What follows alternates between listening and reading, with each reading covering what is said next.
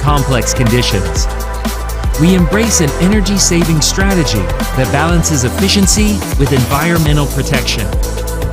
We create wonders for the display industry, one after the other, to lead the way forward in the new era. When we activate the window, it illuminates the world near and far.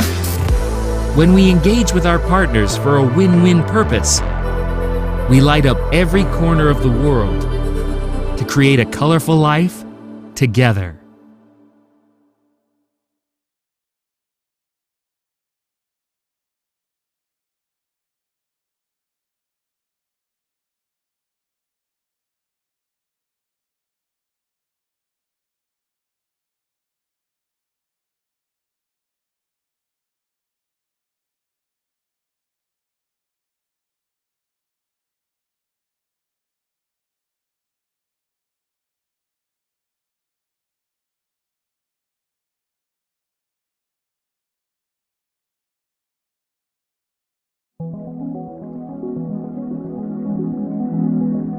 A window serves as a way of connecting, and each era has its own unique window.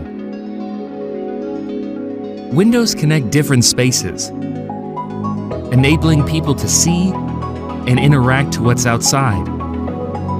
As technology has advanced, so has the concept of a window. Today, the display has become the window of the new era.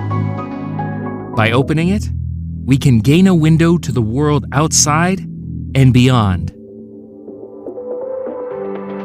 Tianma Microelectronics is opening the window of the new era.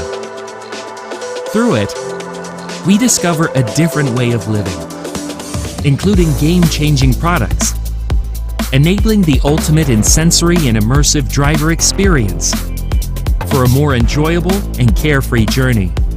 Revolutionizing the way people see the world, displays have become easier and more straightforward, creating new heights of entertainment. And with this, empowering the industry to see the way forward. Every detail of life becomes more clearly visible, easily managing the most extreme environments.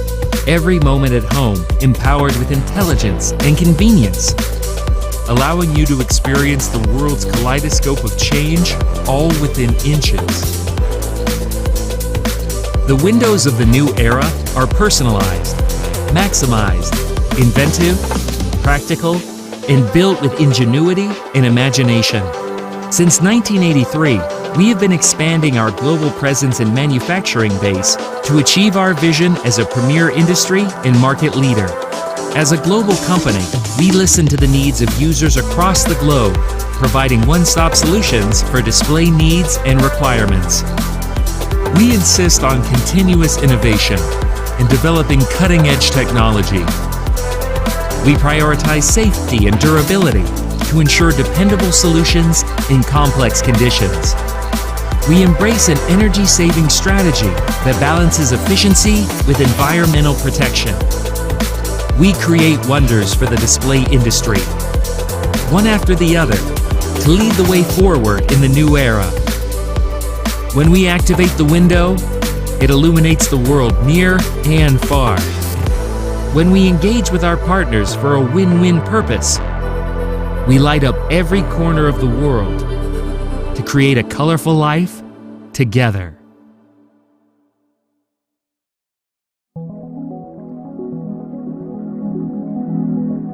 A window serves as a way of connecting, and each era has its own unique window. Windows connect different spaces, enabling people to see and interact to what's outside. As technology has advanced, so has the concept of a window. Today, the display has become the window of the new era. By opening it, we can gain a window to the world outside and beyond. Tianma Microelectronics is opening the window of the new era.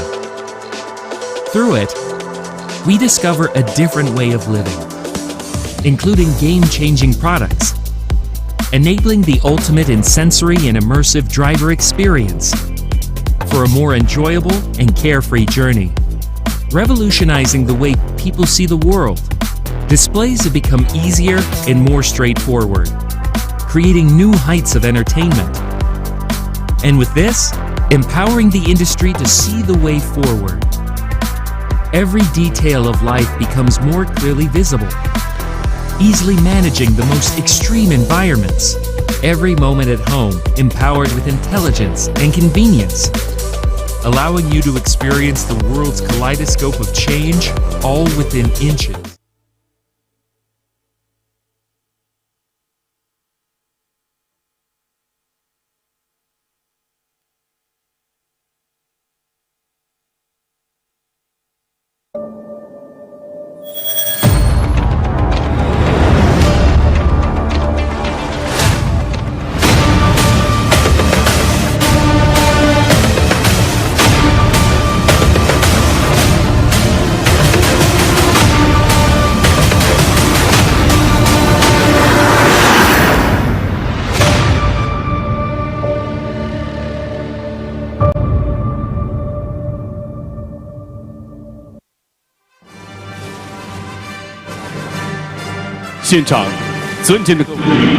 Distinguished officials, dear guests, friends from around the globe, friends from the media, ladies and gentlemen, good afternoon. Welcome to 2025 Tianma Technology Innovation Conference.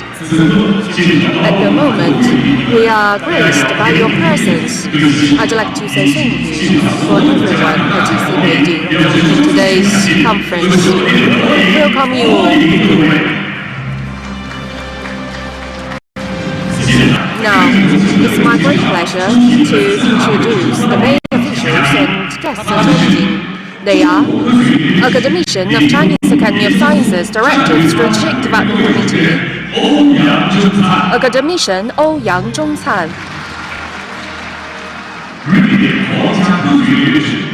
Academician of Royal Swedish Academy of Sciences, Fellow of Royal Swedish Academy of Engineering Sciences, Foreign Fellow of Chinese Academy of Sciences, Chair Professor of Southern University of Science and Technology, Professor Lars Samuelson,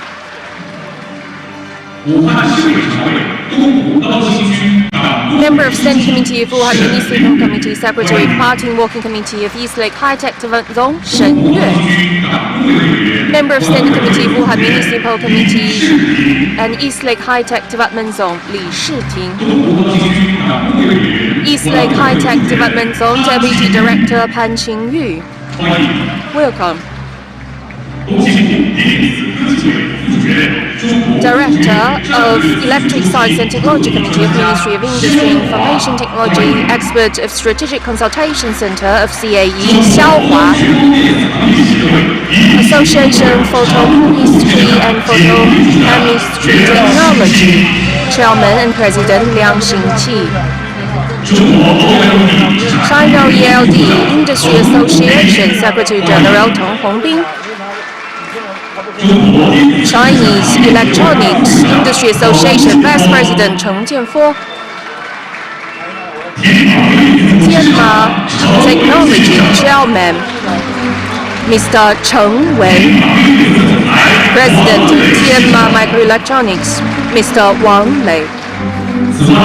Furthermore, guests from universities, associations, securities, media, and other partners are also joining us today. Here, let us extend a warm welcome and sincere gratitude with a round of applause. Thank you for joining us.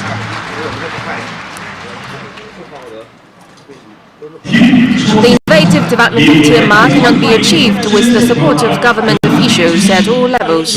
First, let us invite a government official to deliver a remark.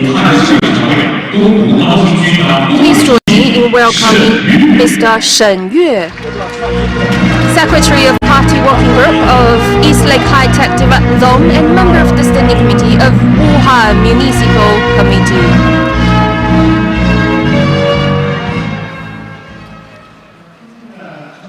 Distinguished Chairman Cheng Wei, President Wang Long, Academician Ouyang Zhongcan, entrepreneurs, experts, guests, ladies and gentlemen, dear friends, good afternoon.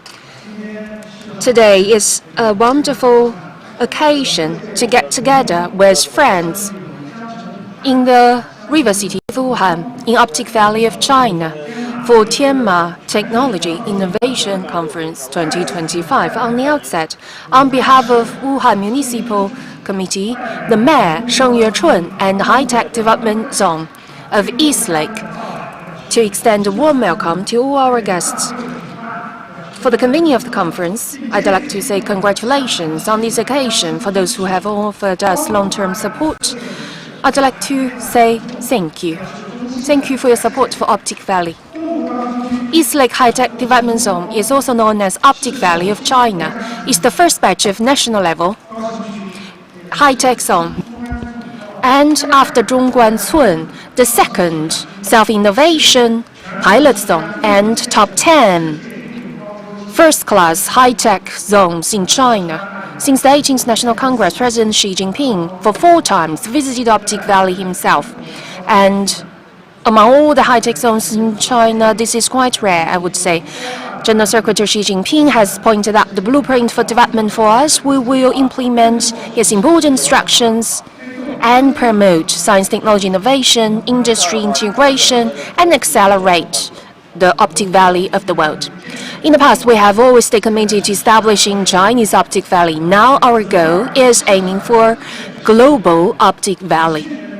Last year, our GDP for the region has exceeded 30 million Chinese yuan, with an increase of more than 7%. Our ranking has moved from 9 to top 6. In the first 3 quarters this year, our growth has reached 6.3%, maintaining a strong momentum of growth.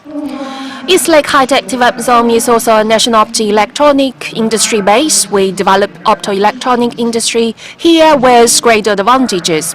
Since 2022, Secretary General Xi Jinping visited Optic Valley and mentioned that the high-tech development zone, the optic electronics, is really a benchmark in China, which has acknowledged our efforts in recent years. And we have put forward a serious policies on the development to promote optoelectronics industry in order to facilitate flexible LED, the other technologies to achieve leapfrog and contribute to the integration of end-to-end use and the integration of upstream and downstream industries. Last year, our optoelectronic industry has exceeded an output of 60 million, driving 1 trillion Chinese yuan industry development.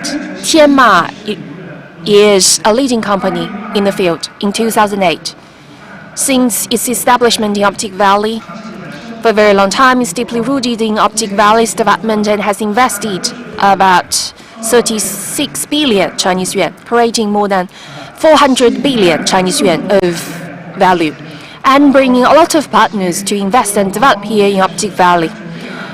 Enable Optic Valley to become the biggest base across China for panels for automobiles.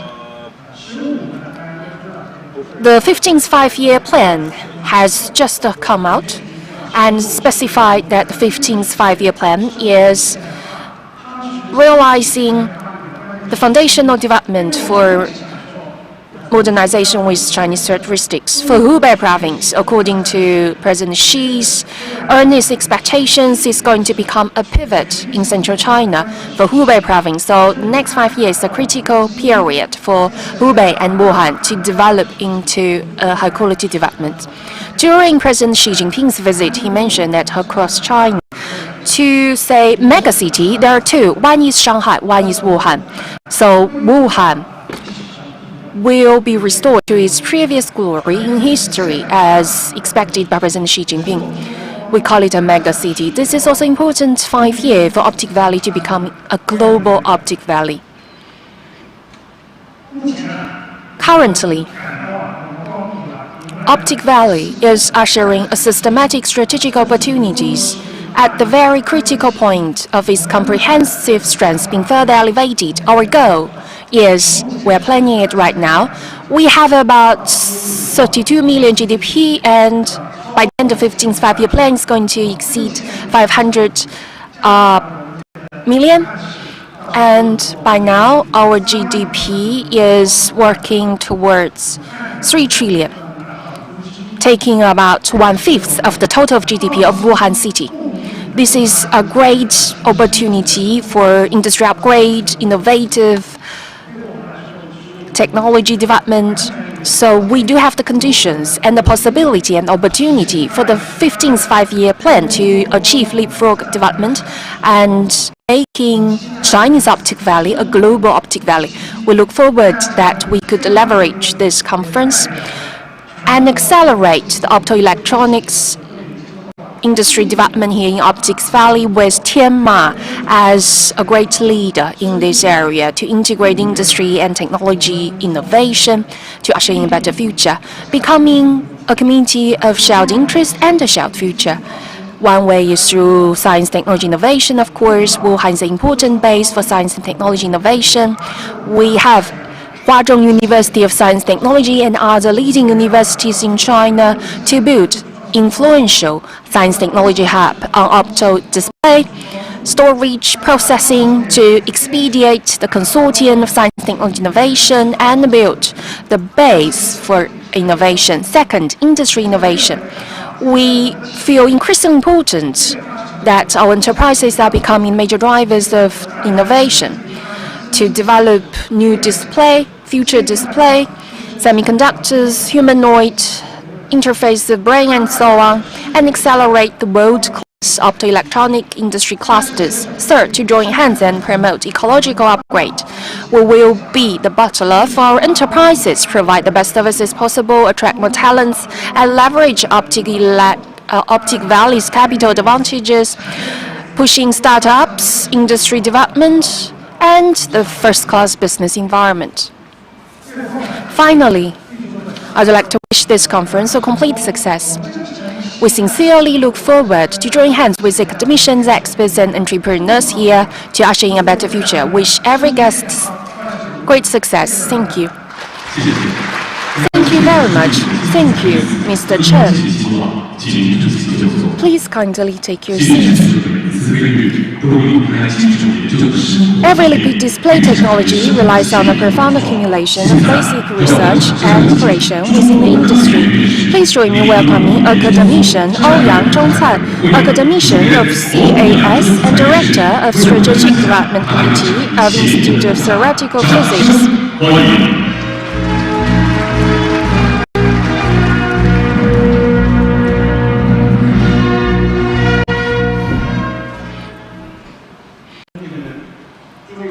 Distinguished colleagues, experts, guests, good afternoon. It's my great pleasure to be invited to participate in this conference. Not long ago, I was in Xiamen City and with Tianma's high-end brand, Tiangong display launch. For the display screen launch, Tiangong itself has the character Tian from Tianma, but also has another feature of manufacturing. When we talk about Tiangong as a very important tool of science technology advancement, so it's my great pleasure to join you here in Wuhan City to experience Tianma's leapfrog in optoelectronics. And Wuhan is definitely a city of innovation. Not only it has the foundation for industry, but also the innovation capabilities, as well as new quality development forces. This aligns with Tianma's 4 decades of development of innovation. Right now, across the globe, in terms of display industry, it is ushering profound changes with advanced technologies of AI and so on. AI plus display screen has become a major trend and driver for growth of the industry. Enable display technology not only just digits or information, but more importantly, sensible, thinkable, and interactive windows.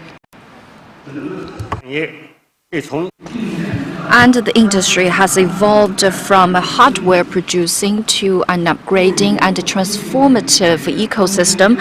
And as a major pioneer in this field, Tianma is one of the enterprises in China that started their development in display field. And for the past 40 years, it has adhered to innovation that's starting from LTPS and L silicon and now to AMOLED, and also to other techniques and technologies. It has built its own technology system and at the same time keeping with their innovative strength, and so helped China to break through the bottlenecks we're facing. And in the flexible OLED and mini LED and micro LED, together with other innovative and novel displays, that Tianma has become a frontier in all this field. And today, as one of the scholars in China, I anticipate and am very much looking forward to more breakthroughs on the technology front from Tianma. And also, I hope that such technology can be applied into different scenarios and bring in better life to our people. Though there are several display technologies from China are world leading, but with the development of artificial intelligence as well as how it is integrated with the internet technologies and other technologies, there are new demands and new trends in the market that require us to reiterate ourselves and so to improve our global competitiveness.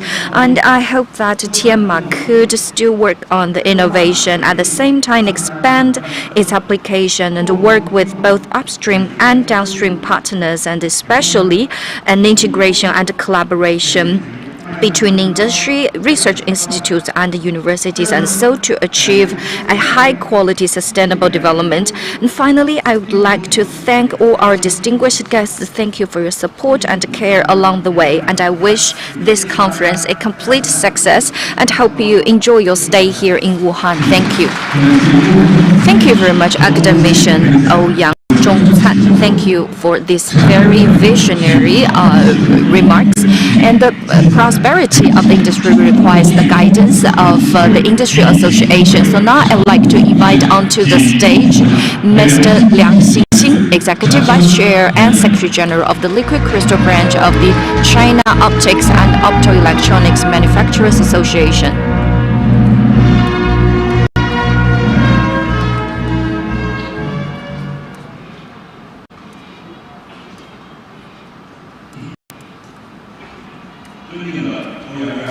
Honorable Academician Ouyang and Secretary General Shen and President Chen, distinguished guests, ladies and gentlemen, good afternoon. It is my pleasure to come to Wuhan again for the Tianma Technology Innovation Conference 2025. Today, China's display industry has transformed itself from a player that are trying to catching up with other competitors and now to leading the race. Now our market ratio has exceeded 50%. It's precisely 55%, ranking number 1 in the world, which means that every 2 displays sold in the world, one of them, or at least one of them, was manufactured in China. And another thing about this pioneer position is not to depend on labor-intensive ways, but we have transformed our competition from merely scale competition to a value-based competition. And so, our innovation is driven by scenarios as well as technologies, which is echoed in today's theme, Visionary Innovation, New Frontier. On one hand, we're seeing that Chinese display enterprises with Tianma as a representative has been expanding the boundaries of technology, at the same time building and improving its IP system and on different platforms, and at the same time reiterate and upgrade its technologies. On the other hand, with the development of artificial intelligence and internet as well as metaverse, and we are seeing and improving the boundaries of human-machine interaction. The Tianma technology as a pioneer and trailblazer of display industry has been deeply rooted in innovation for the past 40 years, and in critical fields such as automotive display and flexible display and OLED has always been leading the industry and has empowered and benefited many industries and has contributed major force to China's development. Currently, digital economy and artificial intelligence are reshaping the world supply and industry chain. And so to achieve high quality development, we need the concerted efforts from each and individual enterprises at the same time, their coordination and cooperation. So by building the platform like the platform we're having today can better facilitate the cooperation and coordination among upstream and downstream players, and also to better integrate industry with research institutes and universities and achieve high-quality development. I'm very much looking forward to future cooperation as well as the shared understanding and consensus we are going to reach at this conference, and so we can build an ecosystem that's open, inclusive and sustainable, and so that we can write a brand new chapter of this industry. Finally, I wish this conference a complete success, and I wish our distinguished guests good health and all the best. Thank you. Thank you very much, Mr. Liang. And thank you for this wonderful remark. And also, I would like to thank our industry association officials. Thank you for your support and care along the way. And this support will carry us forward. Based in the present, we are looking into the future. And now I would like to give the floor to the chair of Tianma Technology, Cheng Wei, to give us an opening remark as well as a keynote speech integrating artificial intelligence power and consolidate our global leadership. Honorable Academician Ou Yang and Secretary General Shen and Director General Xiao and Professor Lars and Secretary General Hong Jianfeng, distinguished guests of government officials and colleagues, good afternoon. Today, we're here for this conference themed in innovation. In last year's TIC, that we have launched an initiative that we have rooted our development in display and for self-innovation, and we are developing globally, and at the same time we have never forgot about our root. And over the past 40 years, such a perseverance has transformed us from a very small display manufacturer to one of the world leading players. And so these words on the screen right now, that is integrating the power of artificial intelligence and facilitate our global competition. And we believe this is our commitment made for the next 10 years. And now through this innovation, and let's unlock our new driving force for innovation.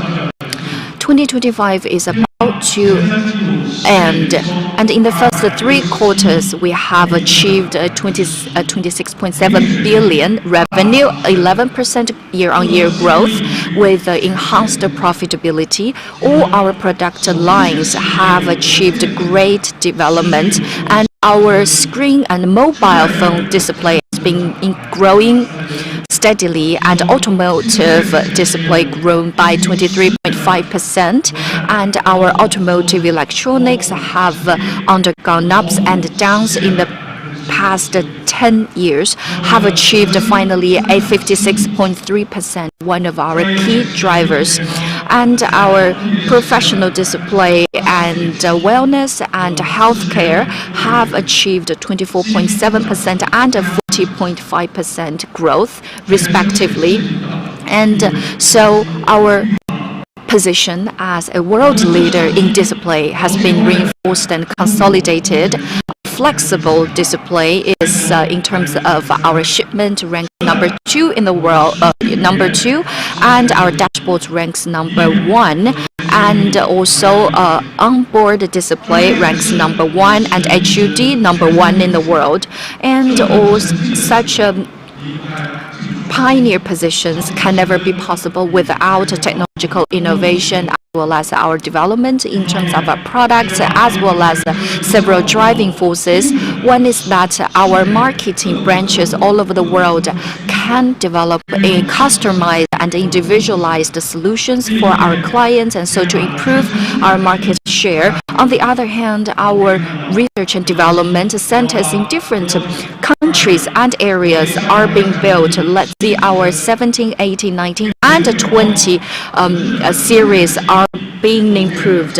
Also in these in Japan, and our site has realized a differentiated competition, and our projects in Southeast Asia has also been progressing steadily. And with this, our overall revenue has increased by 11%. At the same time, we have built a system and an entire industry chain that covers research and development, marketing and manufacturing, and as well as the customer service.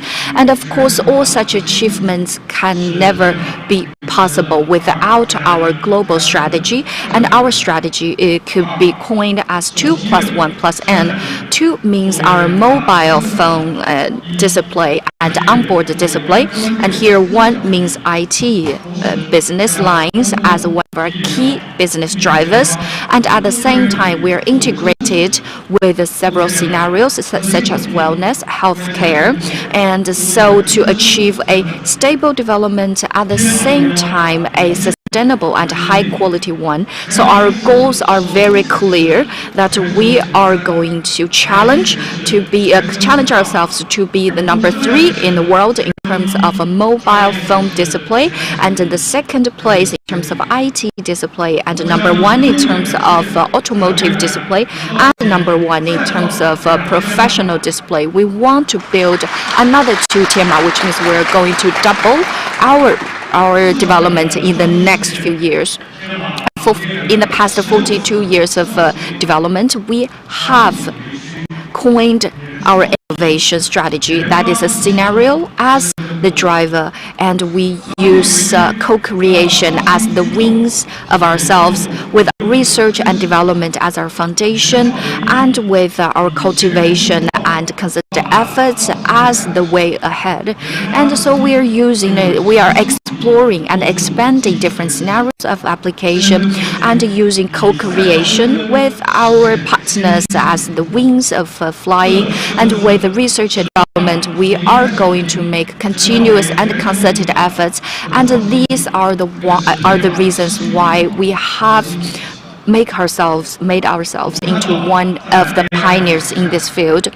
Then, of course, with the development of artificial intelligence, our display plus AI have realized a 2 + 1 + N, and we have improved both in quantity and in quality. In terms of scenarios, our 2 + 1 + N has upgraded into intelligent terminals, and at the mobile display side, the screen or the display can be adaptable with the users, and so artificial intelligence can sense the users and the environment, and also be adaptable to the interaction. And our automobile display has also transformed from a single and a fixed one to an artificial intelligence terminal, and to be part of the cockpit ecosystem, and to become an important important part of human and of the human automotive integration and interaction, and also it can better transform and transition between different functions. And also we are using our IT display that's transforming it from a simple terminal to an assistant to artificial intelligence, and several scenario parameters are deployed, and so to improve the efficiency. And also here, our N has realized several progress, and in terms of wellness and healthcare.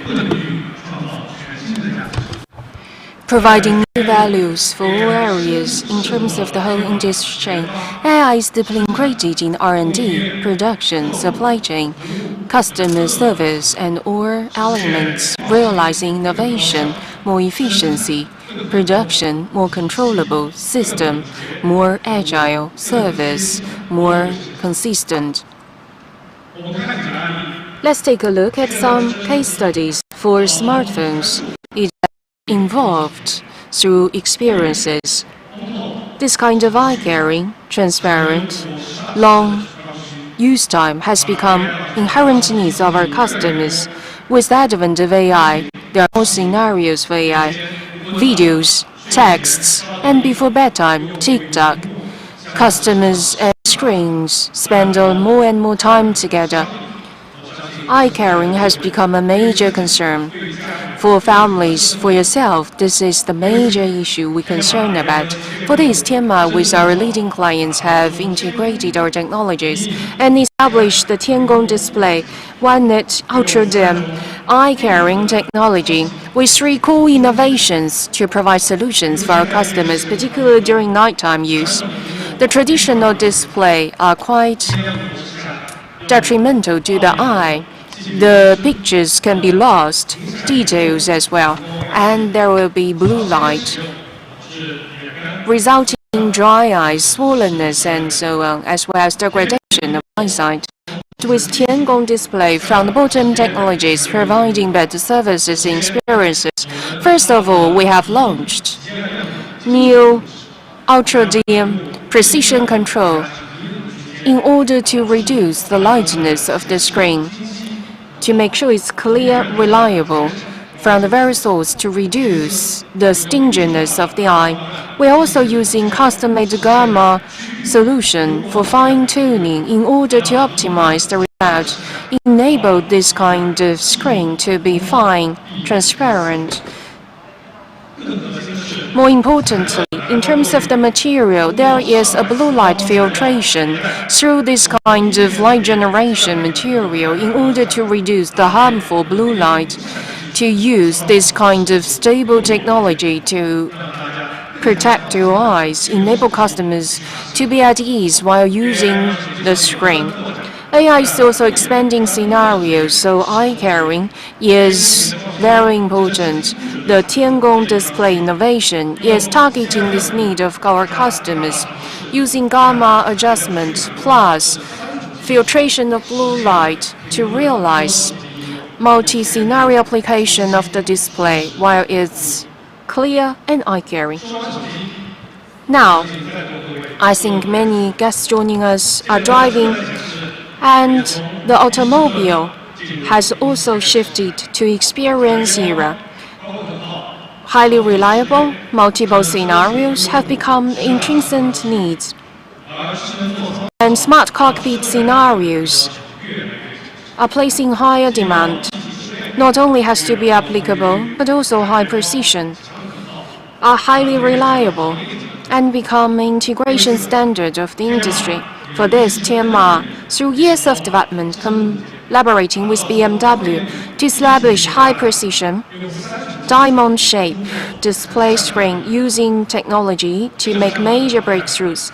This program is rather challenging. According to our customer, the precision has to be in a different shape, and it has to be able to use 3 colors, and more importantly, it has to be seamless. The BMW reliability test has to be passed as well. No other players in the field can do this back then. But Tianma front design for technical development, we have made all major breakthroughs. First of all, in terms of the screen, it has been compressed about 40%. Altogether, with 1 millimeter technology development for this kind of screen, from 11.5 to 90 millimeters, realizing this kind of particular screen design. Another scenario is really provide comfort for the driver. For the BMW screen, this is what we call a cone-shaped development of the display, which is tilting about 17.5 degrees to the driver, and altogether with this kind of full screen display, really to benefit the experience of the driver. All the core data in HOD have been shared. The expansion scenarios are also available here, realizing that you are able to drive without your attention focusing all on the screen, but assistance provided by the screen. The reliable test of BMW has also been passed through rounds of design upgrade. This particular smart cockpit scenario display screen is launched. As the upgrade of scenarios, but the reliability of the screen and display remain the same. For this diamond-shaped screen, it is addressing this particular need using compression plus human and machine interaction and highly reliable performance to really realize this particular goal, not only meeting the needs of the cockpit, but also be using different intelligent scenarios, safeguarding the security of the driver. Meanwhile, we can see that AI is bringing PC profound changes as well. In the algorithm age, it is reshaping office as well as daily lives. And in terms of upgrade of algorithm, it has driven more experiences needs as well. Seamless interaction, low energy consumption. Portable has become a major need for our customers. Not only it has to support AI, generative content, but also it has to be usable at a touch and also available at any time for use. This has become another major problem faced by the industry. And for this, Tianma is collaborating with our partners for in-cell touch LTPS, which is a cross-discipline approach in R&D and ensuring better experience of the ThinkPad AI PC. AI PC ThinkPad has really larger demand in terms of integration of algorithm, computability, low energy consumption, but also in-cell touch. It is also compatible with a compact design to its core abilities. Total innovation. First of all, technology innovation. Tianma is using TDDI of smartphones on TPS&B to establish in-cell touch TPS solution, enable the touch display as well as the screen display becoming more agile and convenient, and using up for structure to be integrated using the innovated independent SE as one to optimize the energy consumption as well as the signal efficiency, reducing the space taken, contributing to more compact design. In this way, this integrated design using IC and sleek pattern has reduced the module energy consumption, supporting high computability and long-time use, but also retained its fine texture, compatible with the compact design. AI PC's computing revolution has generated new experiences for our customers, and the core is to provide more efficiency for office work creation.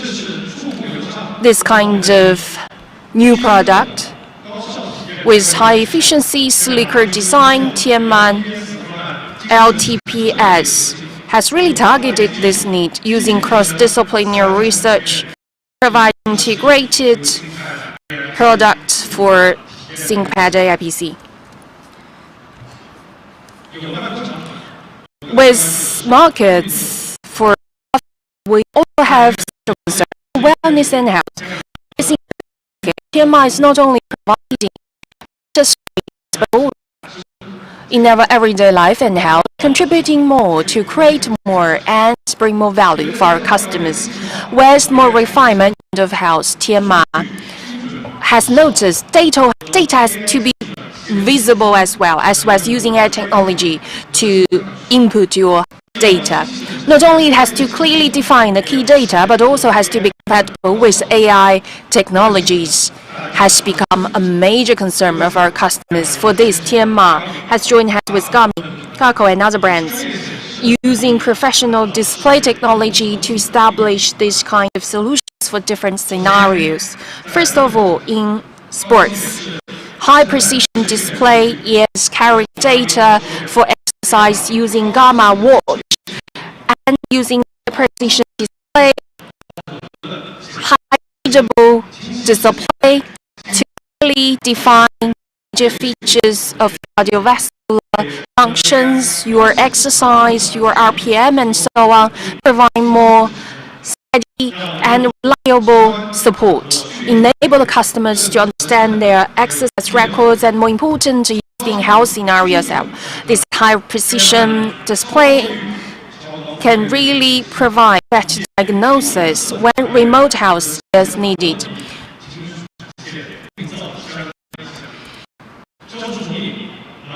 We also have new technologies for AI, disease treatment diagnosis, multimodal diagnosis, this function to provide the most optimum result for diagnosis.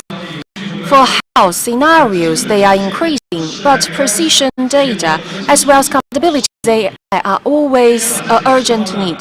For Tianma's display plan, it really targets this particular need with our professional display technology,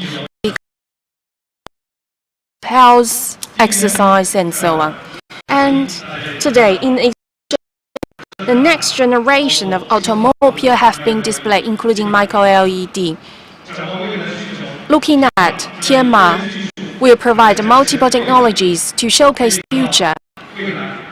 The future, transparent or giant screen are going to replace the traditional dashboard. This kind of light adjusting windows can really protect people's privacy and avoid any confusion.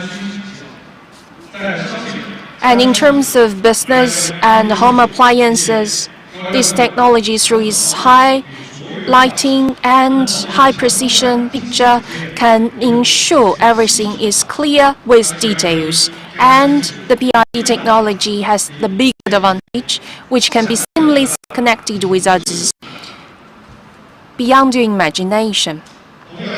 Meanwhile, AI is bringing changes of scenarios. AI is also reshaping Tianma, throughout which AI has reshaped our customers, products, supply chain, and manufacturing.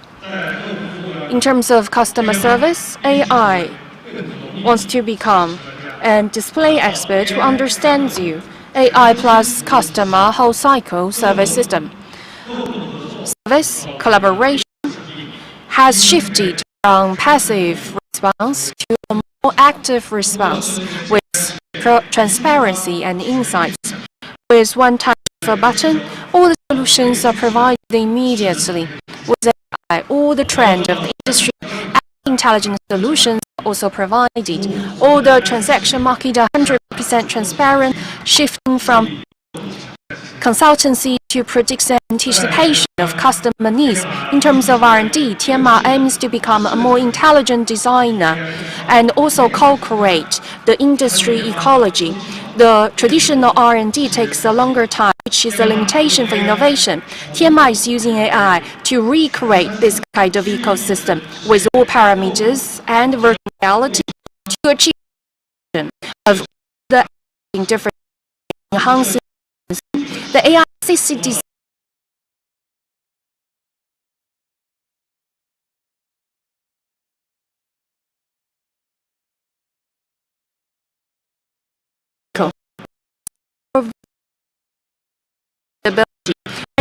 Supply chain. I think you have experienced our change as well.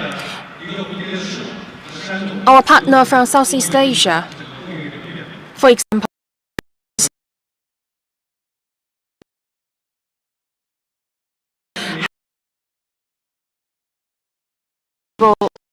resilient system to be established and quickly sense this kind of resilience.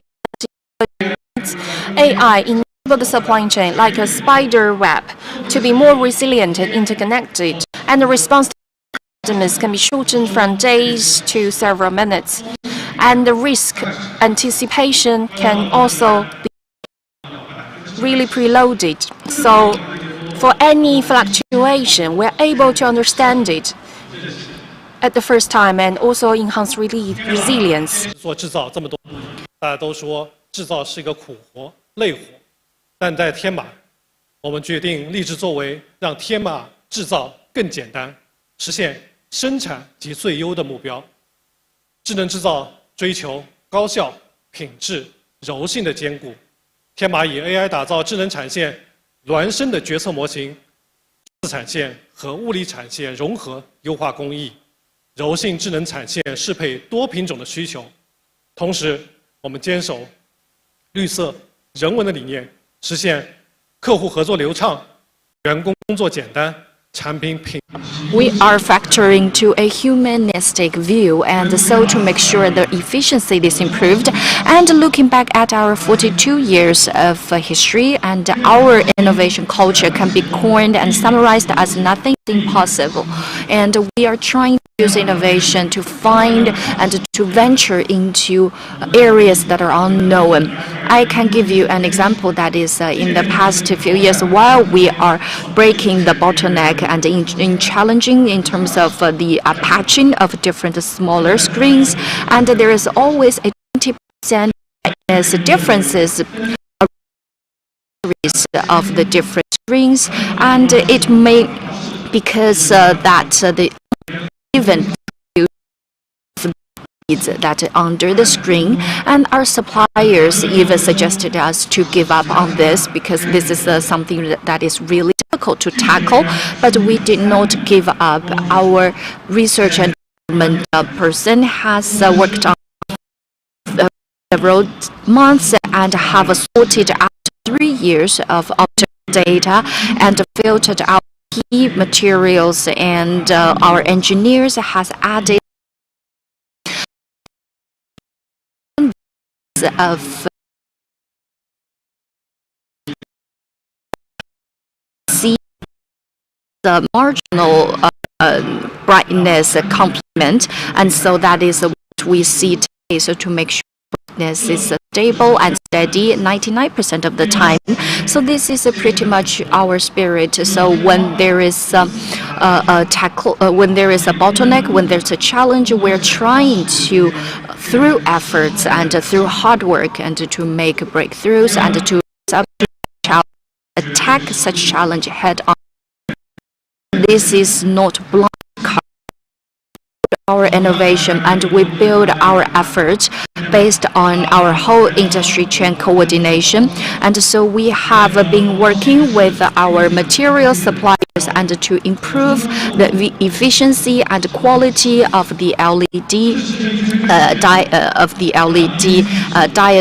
diode. And also we have worked with other partners, and so to make sure the idea could be translated into actual reality. And so we are trying to build a network and working with our partners to innovate together and to build this spider web together, and so to make breakthroughs not just for the entire industry. And this September we launched the Tianma and term borrowed from with LED patch as well as this transparent display.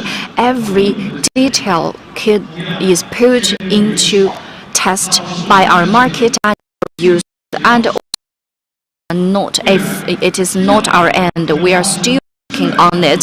In the future, these screens come and display will become a terminal in cockpit, so on our cell phone, and so to sense these different operations, as well as better integrate and coordinate among different devices and realize an intelligent maneuver, so to improve the efficiency of both working and designing, and so to unleash more possibilities. And so with our 42 years of dedication to display and to micro LEDs and breakthroughs, and we're working with our partners and firmly believe that the value of technology lies not just rising up to challenges, but that innovation be applied to scenarios and all in the future scenario, and using display as a medium to connect more imaginative possibilities, and working with our partners continue to blaze trails in display field. Thank you. Thank you very much, Mr. Chen, for this very insightful and exciting keynote speech.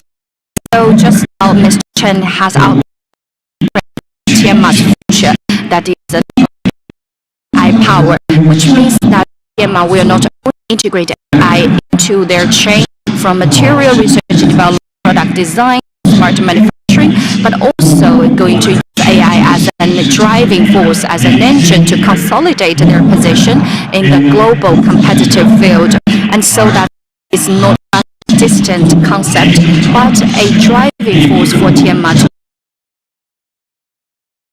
a foundation, enhance product and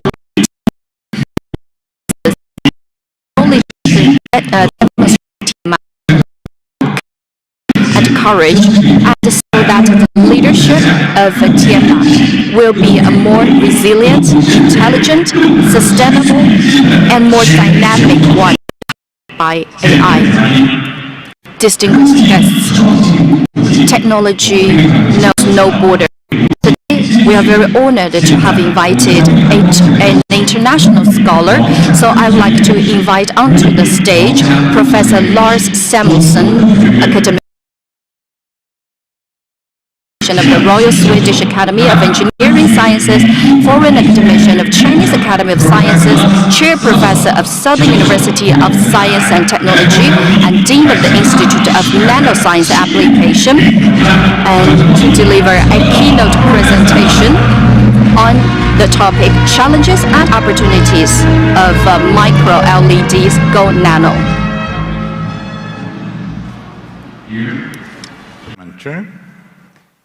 Distinguished leaders, colleague academicians, experts, ladies and gentlemen. It's great to be back in Wuhan, also with this occasion with a tremendously impressive and innovative company like Tianma. So I'm going to talk about some of the things that happen, both as opportunities and challenges, when, for technology reasons, you need to go to very, very small dimensions of your devices. So I called it challenges and opportunities when micro LEDs go nano, meaning they go below micron. So I am Lars Samuelsson from Sweden originally, 4 years ago moving to Shenzhen, where I'm now chair professor and also institute leader. In Lund, I was primarily, of course, in Lund University. I was leading Europe's largest center for nanoscience. I was also chairman of a company, and still am, no, not chairman, I'm the founder and the chief scientist of this company. And now I'm with SUSTIC. So, let that go away. I had a meeting with this guy, Santa Claus, and I said, what can Santa Claus possibly bring to us for Christmas this year, if we have been well-behaved kids? Well, for instance, we could get native, non-color converted micro LEDs with PPI levels, say from 500 to 10,000. We can hope to get extremely high brightnesses, 1,000 nits all the way up to even beyond 1 million nits. We could hope to be able to do monolithic integration on silicon-based CMOS, fully compatible with 8 and 12-inch silicon technology. Really be able to get these devices to function very well at current densities in the scale of 10 to 1,000 amps per centimeter square, maybe in many cases like 50 to 200 amps per centimeter square. We want to have external quantum efficiencies more than 10% for each red, green, and blue, and we want this to function for micrometer-sized pixels. Now, we are putting a lot of demands on Santa Claus. It might be very difficult. Finally, ideally, we want to have a monolithic integration of all 3 colors directly on the same epi wafers, which would solve many of the problems with the display technology. And I claim that this is only possible by doing everything in nitride materials, indium gallium nitride. So I come from Sweden, as I said, come from Lund University. See if this now, the laser doesn't work. Some of you might have visited my hometown, neighboring to the city of Lund, Malmö, where I was one of the co-chairs for the big nitride conference, ICNS, International Conference on Nitride Semiconductors, with the 900 people. The largest national participation was China, with over 130 people coming to Malmö. It was very, very nice. I felt very happy about that. You can see this picture is not just something I found on the web, but it's sort of a connection from Sweden in Northern Europe down to Shenzhen in southern China. So I'm now at SUSTEC, as we said, so I'm talking about bringing this technology all the way to China. So I'm leading this effort at SUSTEC, where we're working intensively on areas like technology platforms, developing advanced crystal growth, a lot of advanced characterization. We also do the science and applications, ranging from, I'm a physicist, from fundamental condensed matter physics, all the way to display technologies. So that's really the area we're in. So I also got a key laboratory for deep sub-wavelength scale photonics, where we have phenomenal systems for instance, for cathodoluminescence. We have probably the sharpest cathodoluminescence system in the world, down to even helium temperatures, picosecond spectroscopy, and we also have probes so we can compare cathodoluminescence with electroluminescence, which I think is quite unique. Over there you see also the resources we have in the same laboratory for nano-photoluminescence and nano-Raman with these very fancy system, brings us down to below 2 Kelvin and up to 9 Tesla. We can do really phenomenal photonics there. We also have just waiting for Santa Claus to come back, because in December I expect to get these 2 MOCVD systems delivered. So we will have one system that is dedicated for indium gallium nitride micro-LEDs and one for exploratory nanomaterial science and for physics and electronics and all kinds of interesting applications. Also right now moving into this fancy building on campus at SUSTEC. So I'm in the middle of expanding this. These are just the recruits that have come in the last 18 months. A number of full professors, junior professors, and very many key people. And of course, at least as many PhD students now working with me at SUSTEC. So, nanomaterial science. This is something that goes way back to, in the 60s, people looked at way to grow very small crystal structures called whiskers. This was millimeter scale technology from the beginning, but through work done by this important person, Kenya Hiruma, who was one of the leading scientists at Hitachi Central Research Lab, I was the guest professor in Tokyo in the mid-90s, and I was very impressed by what he was doing. So when I came back, end of the 90s, I started MOCVD-based nanowire research. You can say that in the late 90s, these 3 groups, Charles Lieber at Harvard University, well known here for various reasons, Peidong Yang at Berkeley, and my group at Lund University became maybe the 3 pioneering groups doing this. So we did a lot of, fundamental materials research. Don't bother about the details. We had a lot of fun understanding how crystals grow, which understanding is still the best basis for technology development. So all this developed into real technologies for LEDs, visible light emitters, new ways in material science to produce nanowire materials. It was a paper from Nature. Over there is a science paper where we showed how you can make very efficient solar cells based on nanowires. That's not what I'm going to talk about. I'm going to talk about what you see over to the right, namely how I, together with a very bright postdoc from Nanjing University, from the physics department in Nanjing, Zhozha B, who is still working together with me, we developed the first gallium nitride nanowire functioning systems and devices. You can see that we can grow, even if you're growing on very low quality gallium nitride on silicon, for instance, with many dislocations. By having small growth mask openings, we form crystals that are absolutely dislocation-free, very, very perfect. And on those, we can then grow radially the actual device structures. Yeah, and that's what you see here. Sorry, there's a lot of things that look in different directions. So this is a device structures that we pioneered, and we brought that to a company in Lund called GLO, GLO, which became one of the leading tech companies 5-10 years ago. So we're growing a core of N-type gallium nitride and then the radial heterostructures for the whole device structures. You can see also the SEM image. So this actually was created in Lund, and around 2011, it was brought from Lund in Sweden to Sunnyvale in Silicon Valley, while we kept the advanced research in Lund, but all the systems development over there. I can say that 3-4 years ago, my company GLO was acquired by NanoSys, and the technology goes on in other circumstances. Anyone who wants to read the papers about this, about the GLO story, can see over here.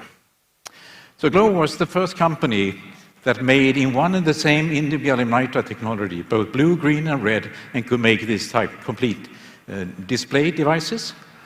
We had a very advanced technology for laser-based transfer onto either silicon CMOS backplanes or to low-temperature polysilicon backplane. And as I said, 3-4 years ago, it was bought up, acquired by NanoSys. So I'm going to talk about micro-LEDs. Micro-LEDs really started with these efforts at Kentucky State University. It was the professors Jin and Jiang around 2000 that showed that one could actually etch out pillars out of conventional multi-layer structures and actually create, in their cases, down to 5 micrometer sized micro-LEDs. And this, of course, has created a big industry, as everyone in this room knows, probably better than I do. So what this is all about is, if you look over here, it is, of course, to go down to smaller and smaller sizes. All the way smartphones, augmented reality, at least below 2 micrometers, there's a lot of challenges. One of the challenges is, of course, to maintain high efficiency. And you can see in the next slides that the high efficiency issue has to do with dimensions very much, but also with choice of materials you're working with. So here is, I think there's no problem to go down to small dimensions for blue, quite okay for green, but there's a big there's a big issue. There's a big issue with the red. Also here we had issues with the red, but we compensated that for every pixel to have 1 blue, 1 green, and 2 red. That compensated a bit for the problem of doing deficient red. So what can we do? We know what the issue is when you try to do nitride-based INGAN, nitride-based red. And you see the problem down here. If you think of making a blue Cornwell LED on gallium nitride substrate, you have a fairly small lattice mismatch, 1.6%, so blue can be done very efficiently. I was part of the Swedish Academy of Sciences that gave the Nobel Prize 2014 to the 3 Japanese gentlemen, Nagasaki, Amano, and Nakamura. That works perfectly fine. You have up to 75–80% efficiency. Green is also fine. The lattice mismatch is there 2.7, as you can see.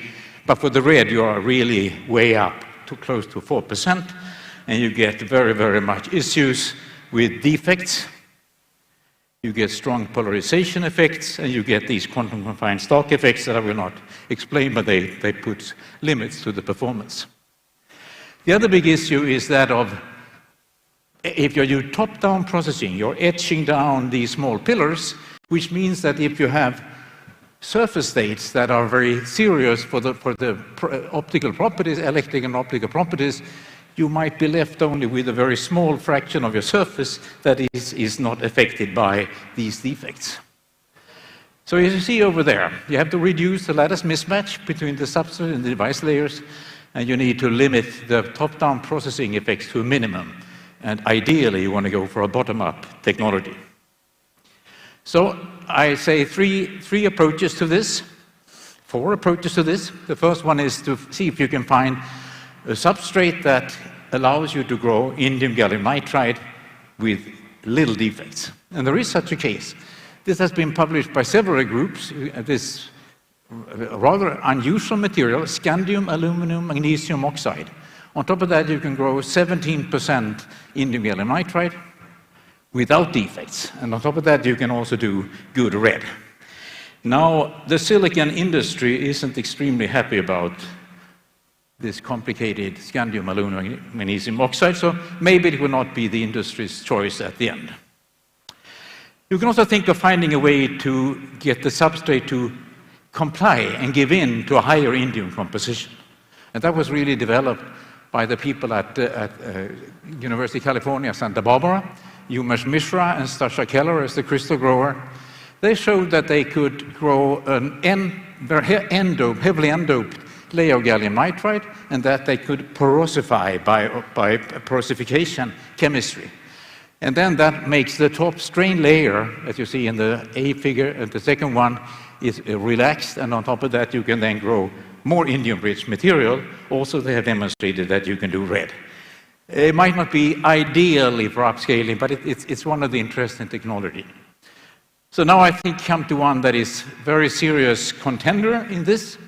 And this is the opportunity to grow under conditions where the lattice strain can relax. And that's, we heard this morning also people talking about the nanowires. So I think this has been very much pioneered by the team of Tianma at the Michigan State University, but also in China and different places this goes on. The weakness with this is that for this to function in nitrides, you have to grow by MBE. Everyone here knows that MOCVD is easily upscalable for production. MBE is not quite as easy to get into production. But people are working on that, both at the university, as I said, at this company, NS Nanotech in US, and Alidia in France. They're trying to make this happen, but with a combination of MBE. So I get to my contribution to this technology. Develop ways to form a relaxed indium gallium nitride substrate to replace gallium nitride. And what I've done the last 6–7 years is to see how you can replace gallium nitride by indium gallium nitride and have that fully relaxed up to 20% indium.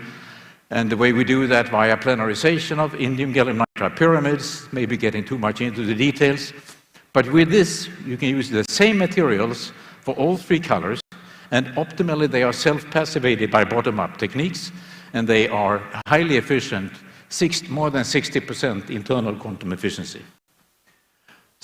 So this, of course, has to do with now by replacing gallium nitride as a substrate by, say, 10% indium or 20% indium, you get the same lattice mismatch, and we have this perfect 2 quantum wells on gallium nitride. So that's what we're doing. You can see the example here.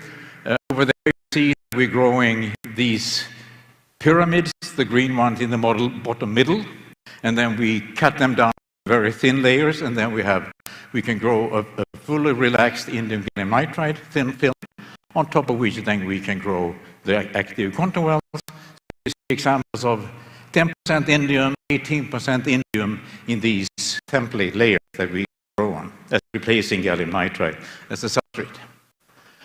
So here you can see what we're up to. We're making now both blue, green, and red with the same technology. With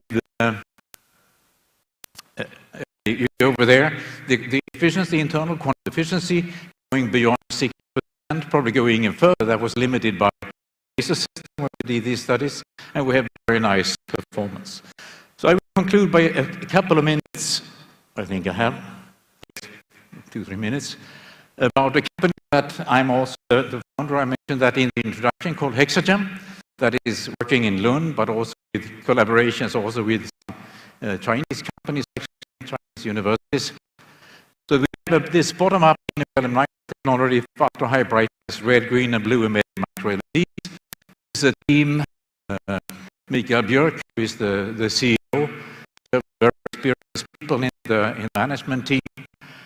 And me interested is the 3 technical leaders. I'm interested to know that all 6 of them are PhDs in physics or physics and electrical engineering. So that I think is the name of the game.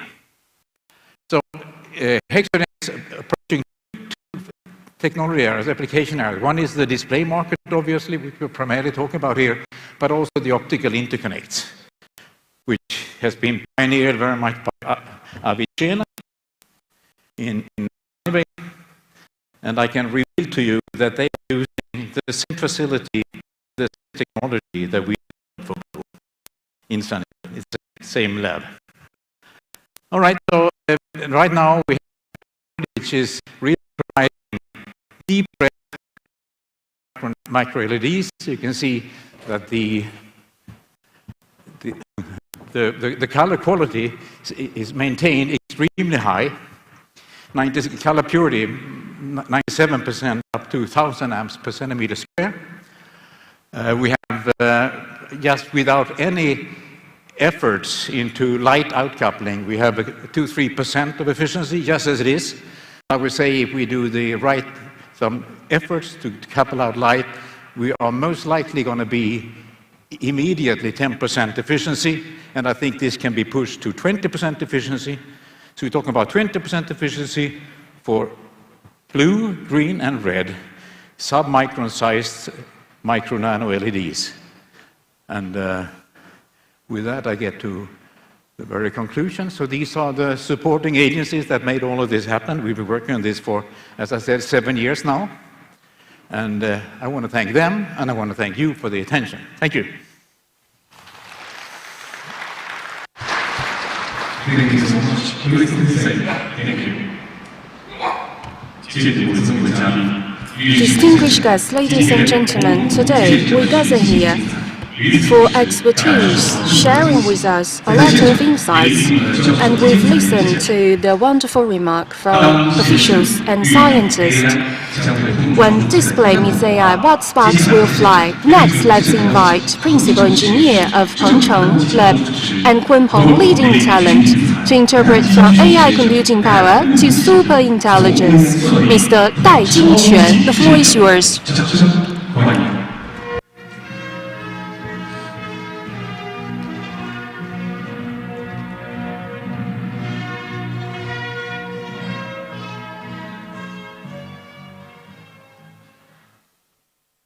各位领导， Distinguished officials, experts, good afternoon. I'd like to say thank you for Tianma for inviting me.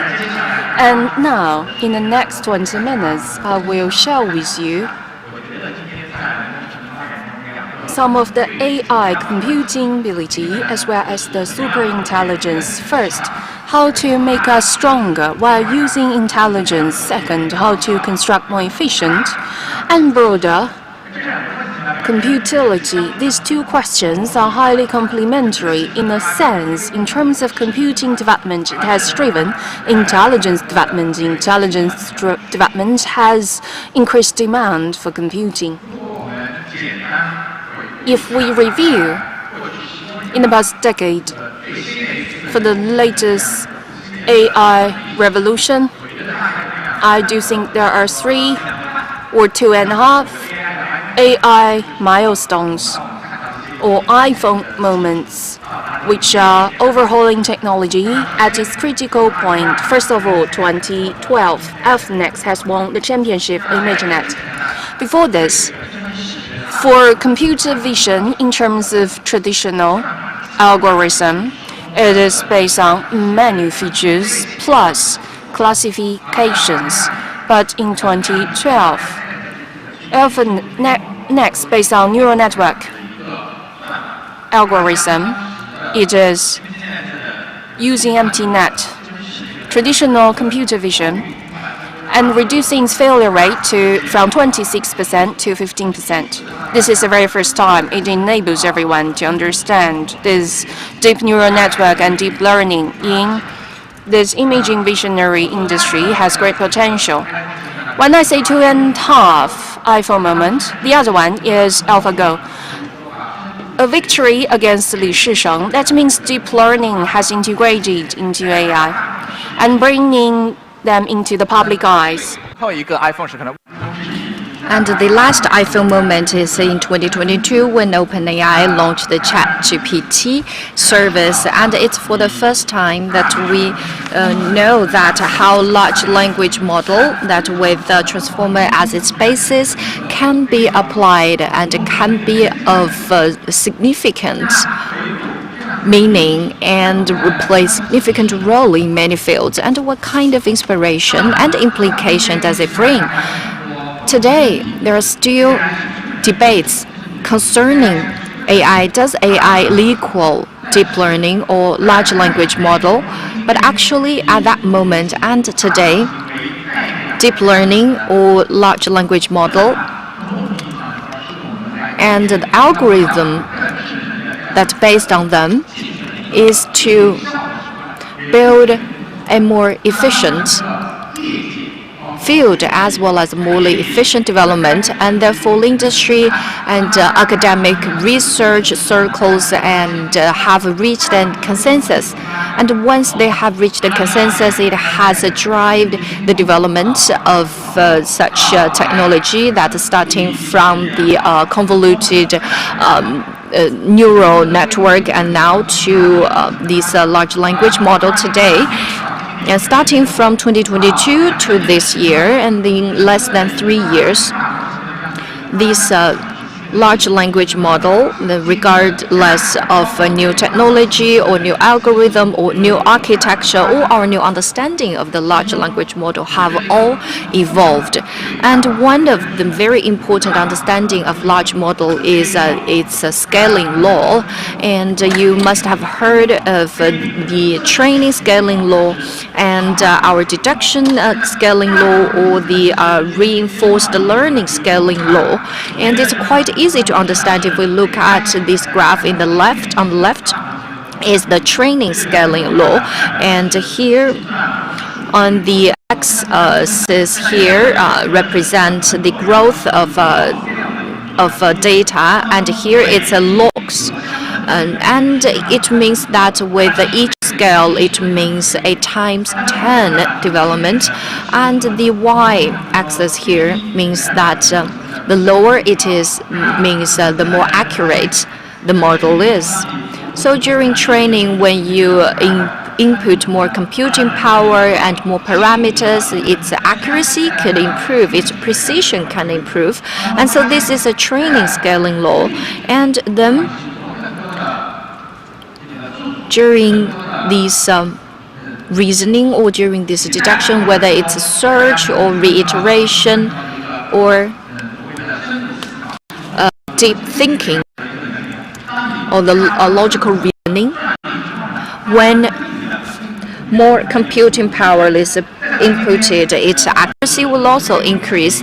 And now, regardless no matter it's a logic deduction or logic inference model or the model, and when we're developing the reinforced learning scaling law, that we observed a similar rule behind that. That is with an increase of the hash rate or the computing power, and their efficiency is increased.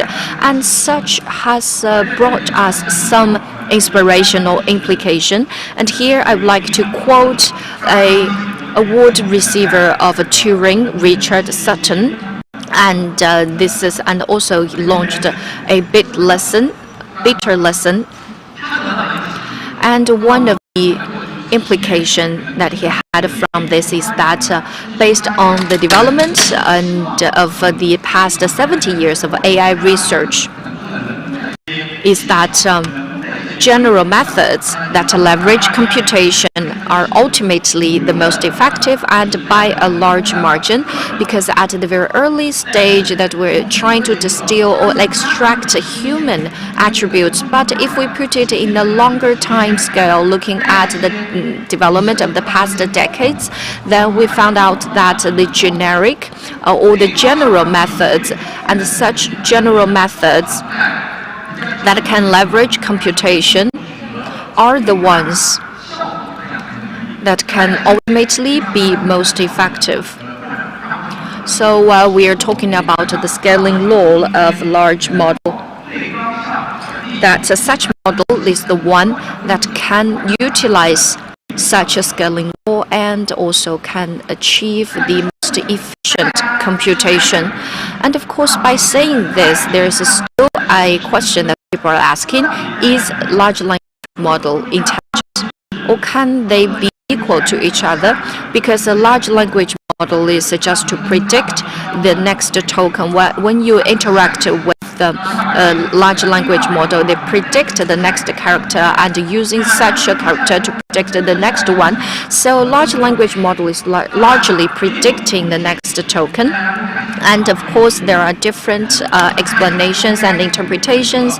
And OpenAI actually delivered a quite interesting speech that is press as intelligence, and which means that when there is a big data and we want to compress them, then this compress ratio, the smaller the ratio is, the more accurate it is. And so now, for example, with numbers like 1, 3, 2, 5, 8, and when I put this in here, and if you know the Olympic method, then you will know. You can observe the rule behind these numbers. And here OpenAI is using an informational way or computational way to observe and to compress such data without any without any issues. And so, for example, with a 70B and lambda model, it could be compressed by 14 times, and it's twice higher than the current methodology we have. And so this is one possible explanation. And if you're interested, you can refer to this speech. And of course, there are different explanations, but actually, in reality, that a large language model proved to be limited in many fields. So what we're trying to do is to improve the intelligence and wisdom of large language model, whether it's a reasoning chain or to form a deep thinking model, and so that we can help model to better utilize different tools and also to do better planning. And so what we need to do is that, so is this large language model an intelligent one? And is large language model the practitioner of the beta lesson that I just talked about? And Richard Sutton, the person that I just quoted, proposed several days ago that large language model has sometimes is not that different, is not that similar to the beta lesson, because when you have used up all the data, then how are you going to do retraining, observation, monitoring, debugging, adjustment? You need artificially integrated data. Then, to a certain sense, it is reliant on human intervention and the level and the technique of human intervention. Then, in the past 2 to 3 years, in this field, in terms of its engineering and in terms of engineering, their development have improved the efficiency of large language model, And the large language model is based on transformer architecture. On the left-hand side is the calculation and the computation map of a transformer. And what we can understand it from this is that our transformer model at a different computation stage, whether it's a prediction or with the different stages, it has requires on the bandwidth, on the interconnectivity, as well as other hardwares. It has placed a huge requirement, high requirement on this. And in this process, the large language model computation are important in two senses. One is how can we improve the efficiency of computation? One is we understand that DeepSeek earlier this year, in its newly published model, it has launched MLE and MLA and MOA. And the essence of such an upgrade is to improve the computation efficiency without compromising the model capacity. Another thing is marginal inference. That is, how can we deploy this model to the margins? And so there's a low bit and the building of small language model. Certainly important to improve this marginal inference. And another thing is naturally, when the demand of computation exceeds our single model, how can we expand our computation so that we can put them in parallel or in connection, like how can we better expand it? And of course, there are technologies launched. Another important thing is how can domestically developed artificial intelligence computation support this entire system, and so the entire software ecosystem. How can we better develop such system, and so that our developers, our programmers can do development and innovation on our domestic platform, and also these heterogeneous machines and computations and models, how can they be better coordinated? And today, on many complicated issues, large language model still hasn't delivered the best possible results yet. And so we are trying to utilize not just one large model, but to use it in combination with other models, and so to build a compound AI system, and so it's more intelligent and more efficient.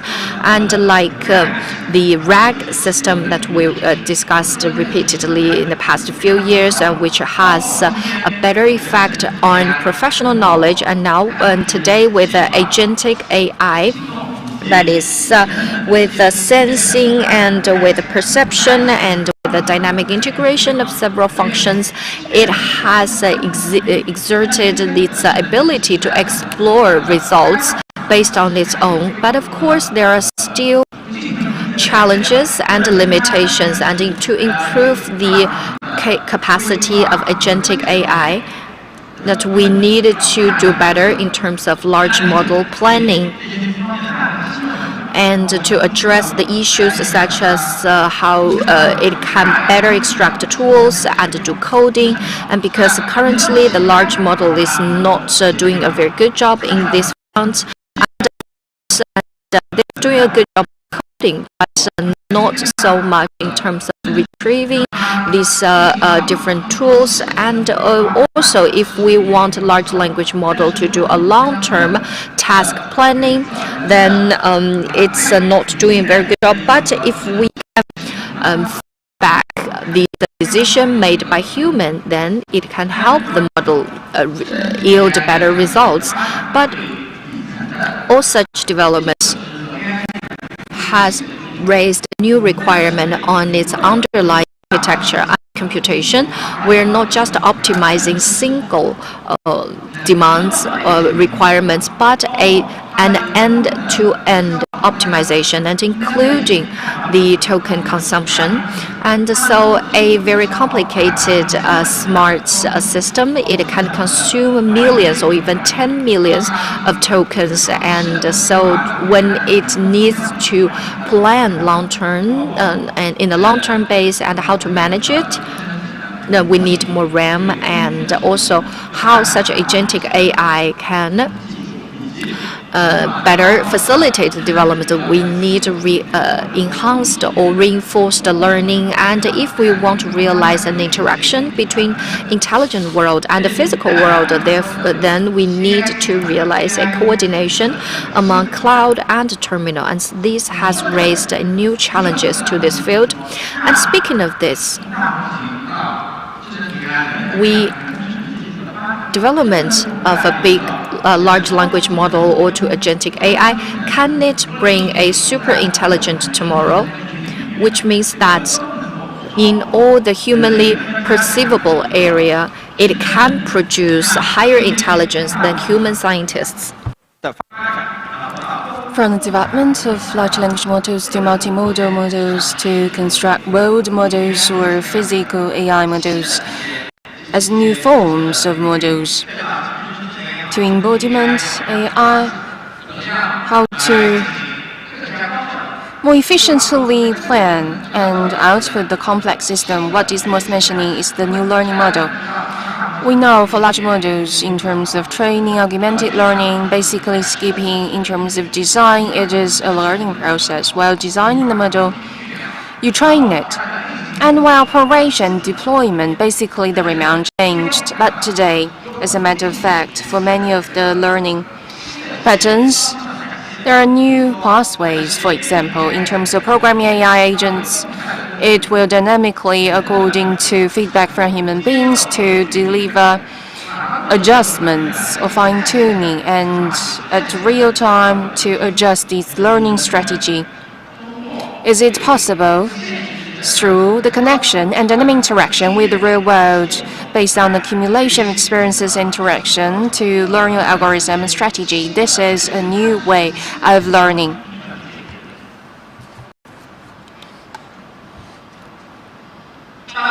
And of course, for all of this, technologies to some extent, for AI computing, it is bringing momentum or exponential growth.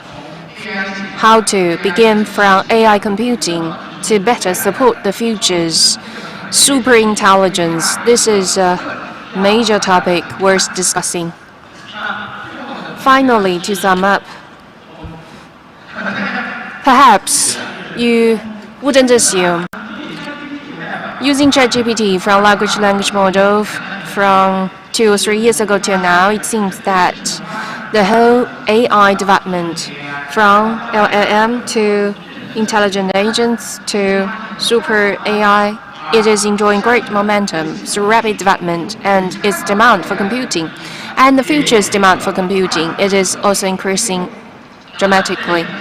Very importantly, how to, through today's Chinese-made computing power, to enhance the efficiency, build the software ecosystem, and provide more support for the ecosystem. These are the technology innovations are the key for the future. For us in China, this is something very important. The industry, perhaps, in this area can make major breakthroughs. That concludes my sharing today. Thank you very much. Thank you. Thank you for sharing with us. Please kindly take your seats. Aim for the stars, but keep feet firmly on the ground. Next, let's warmly invite General Manager of Tianma Microelectronics R&D Center, GM of Non-Display Business Unit, and Dean of Micro-LED Research Institute, Qin Feng. Welcome, Mr. Qin.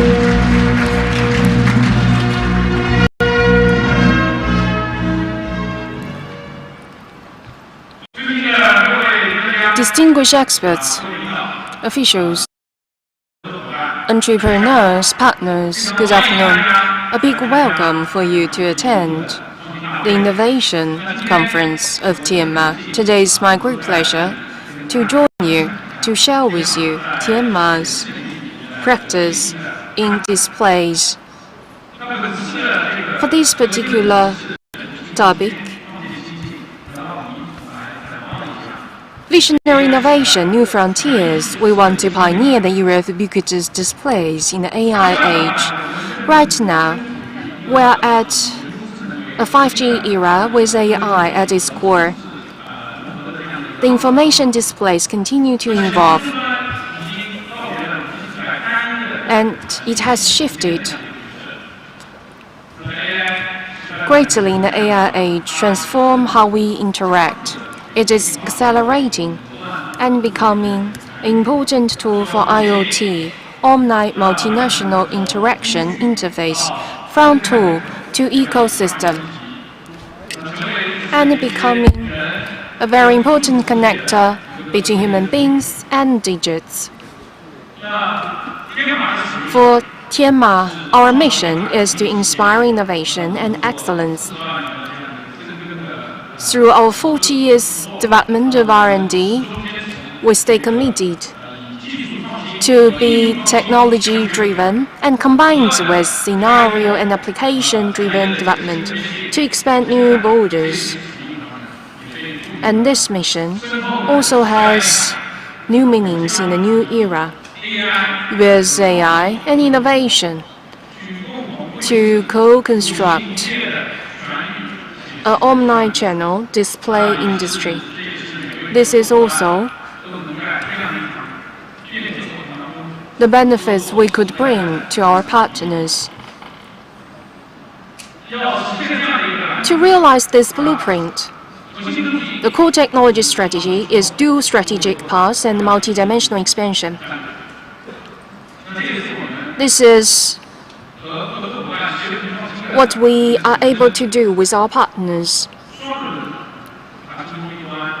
Dual strategic paths mean application scenario innovation plus technology platform innovation from the scenario to have gain insight of the needs of our customer in order to drive technology innovation implementation. For example, for automobile, active security interaction to home appliances, senseless intelligent experiences are our orientations for innovation. For the dual, another end is technology platform innovation, using basic technology to support scenario innovation in the real world. For example, micro LED brings omni-screen experience for automobile. The flexible OLED can agilely be compatible to different products. With multiple screens, enable human beings and systems to build connection. So, needs-driven technology as a solution to form a sound cycle, as well as collaboration with our partners both upstream and downstream. We have full confidence that we can more precisely target the market in the AI age to face new challenges. Innovation cannot be achieved without technology foundation. The green, health, portable, beautiful, intelligent are cornerstones of innovation for Tianma and technology core values, as well as foundation for years of innovation. In the AI age, these 5 pillars are no longer technology accumulation, but complementary and highly integrated, sustainable, iterative, dynamic innovation system, which provides support for R&D and application scenarios.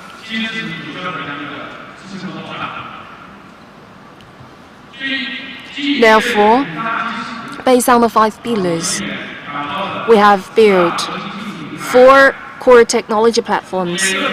Each platform has AI plus innovation dual gene. For example, TFT LCD technology platform for SFT is durable, intelligent, cost-effective. Combined with AI algorithms, it's going to be very precisely to be compatible with different customers' needs. SFO's platform is flexible, thin, lightweight, high contrast, using AI reiterative plan to be compatible with intelligent terminals, wearables, automotives, and so on. SFM, which is micro LED, is high brightness, high transparency, and limited dimension, can ensure through AI optimized algorithm to achieve real-time adjustment. For SF's intelligent sensor technology platform with the microwave control intelligent dimming, it is able to connect with AI sensory system, enable the system to be integrated with the scenario. More importantly, all these platforms are open and collaborative carriers, so we sincerely look forward to join hands with you to develop custom-made platforms and solutions to co-create new values. All the technologies come down to the service of people. So while developing these technologies, the source came from our insight of their age of human beings. First, the first space, home and leisure. We have innovation for immersive experience and meaningful connections. The core keywords here: sleek, elegant, immersive, smooth, smart, useful. For example, customers need facilities not only compatible with the decor of the room, but also highly effective connecting with other devices. And if customers need more real and natural colors, AI can use enhanced imaging to ensure the display to be dynamic and changing according to the environment automatically. All this innovation cannot be achieved without the collaboration of the upstream and downstream players, and enable us to share home and leisure display market. Second space, school and work. Here, the keywords: efficiency, comfort, and well-being. So in the school and work scenarios, customers in terms of health and energy conservation has a larger demand.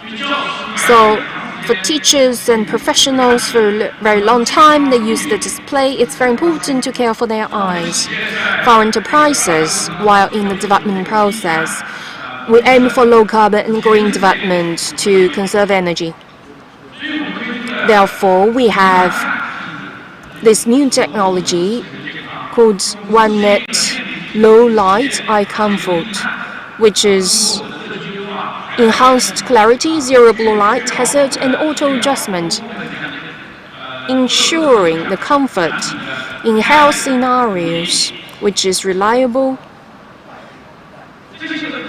All these breakthroughs enable us to help our partners to be more competitive in the market and enable our material suppliers to be more innovative, to commercialize their innovative technology and really integrate technology market.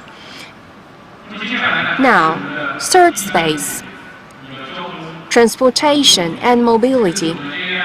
This is the most promising area for AI and display.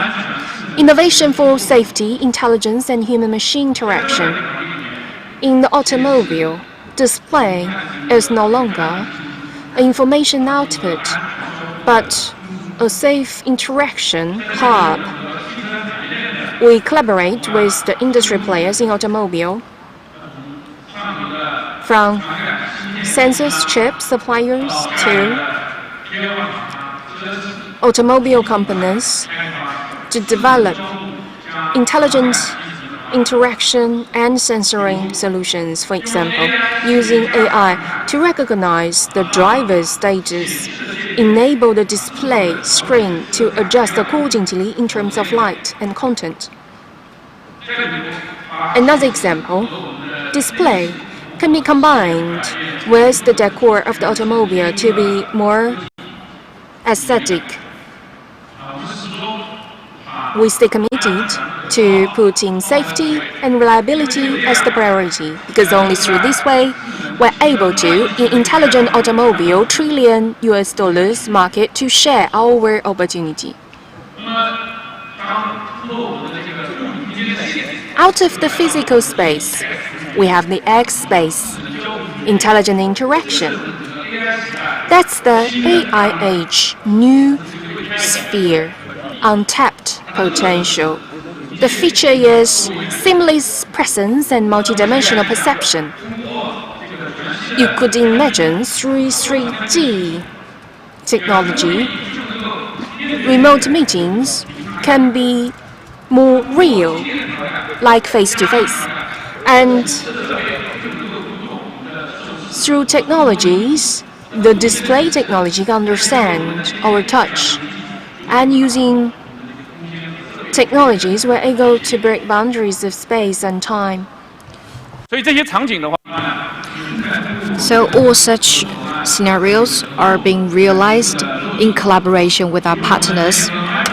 For example, with our micro-LED ecosystem, our partners in both upstream and downstream industries, and we have tackled the issue of a scale-up, and together with the traditional sensor manufacturers, and we have built a multi-model interactive solution, and so this X space knows no border, and our cooperation has no limits as well. Every synergy we achieved in technology can open a brand new niche in the market. So looking into the future, the integration of AI and display can breed more disruptive challenges, and also with artificial intelligence and algorithm that we can better render this displaying, and so to improve the efficiency of screens and displays. And also with artificial intelligence, it can better sense the scenario to reshape the ecosystem, and also to break the bottlenecks at the terminals, and so that there is an interaction between different terminals, and also use artificial intelligence to perceive and sense and respond to clients' needs, and so to realize a better interaction between human and machine, and so our display can transform from a passive one to a proactive one. So of course we believe in the future this display industry will see more players, and we would never want to dominate this field, and we want to become a platform where different players can play their role and exert their influence, and so we can make and achieve bigger synergy together. And so we are trying to build a panoramic ecosystem, or a ubiquitous display ecosystem, and we're working on this for past few years.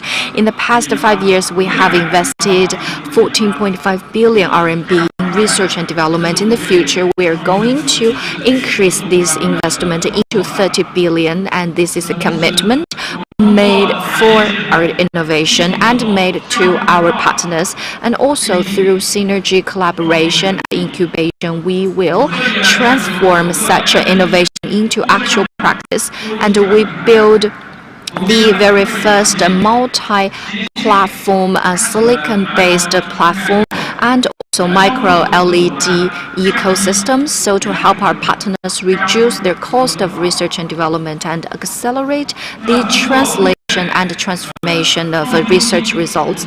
By building such an innovation center and the postdoc stations, as well as a basis for graduate students, we can accumulate more experience, at the same time cultivate talents and human resources, and so we can truly build a future that can be shared among different players. Distinguished guests and dear partners, display industry is not an industry that can be dominated by one player, but an ecosystem. So starting from research and development investment and to building the ecosystem, every step of our innovation, it can never be done without your support and your assistance. We believe that technology should be human-centered and AI-driven. And with this principle, we can go way beyond the boundary of display and to build a ubiquitous display ecosystem. And finally, I sincerely invite you to be part of our innovation network that we can jointly do research and development or to build up standards, and so we can use technology as a bridge, as trust, as a foundation, and so to write the next chapter in our cooperation. Thank you.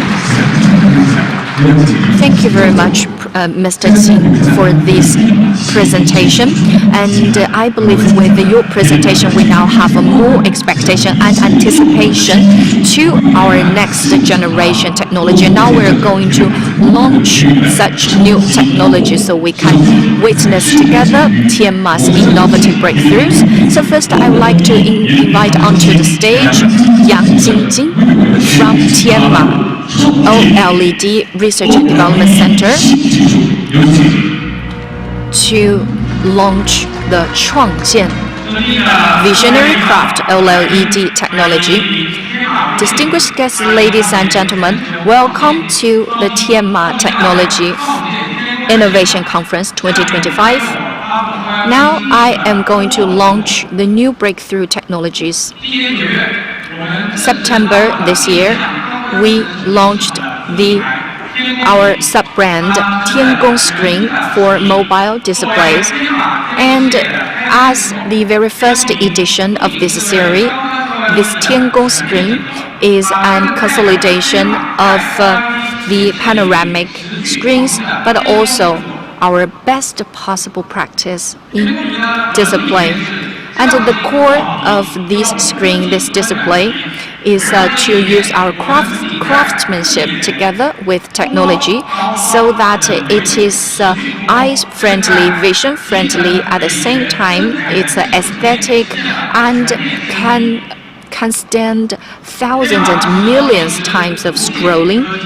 And also we believe in a boundless, a borderless, and also aesthetic innovation. And so there are three parts to my presentation.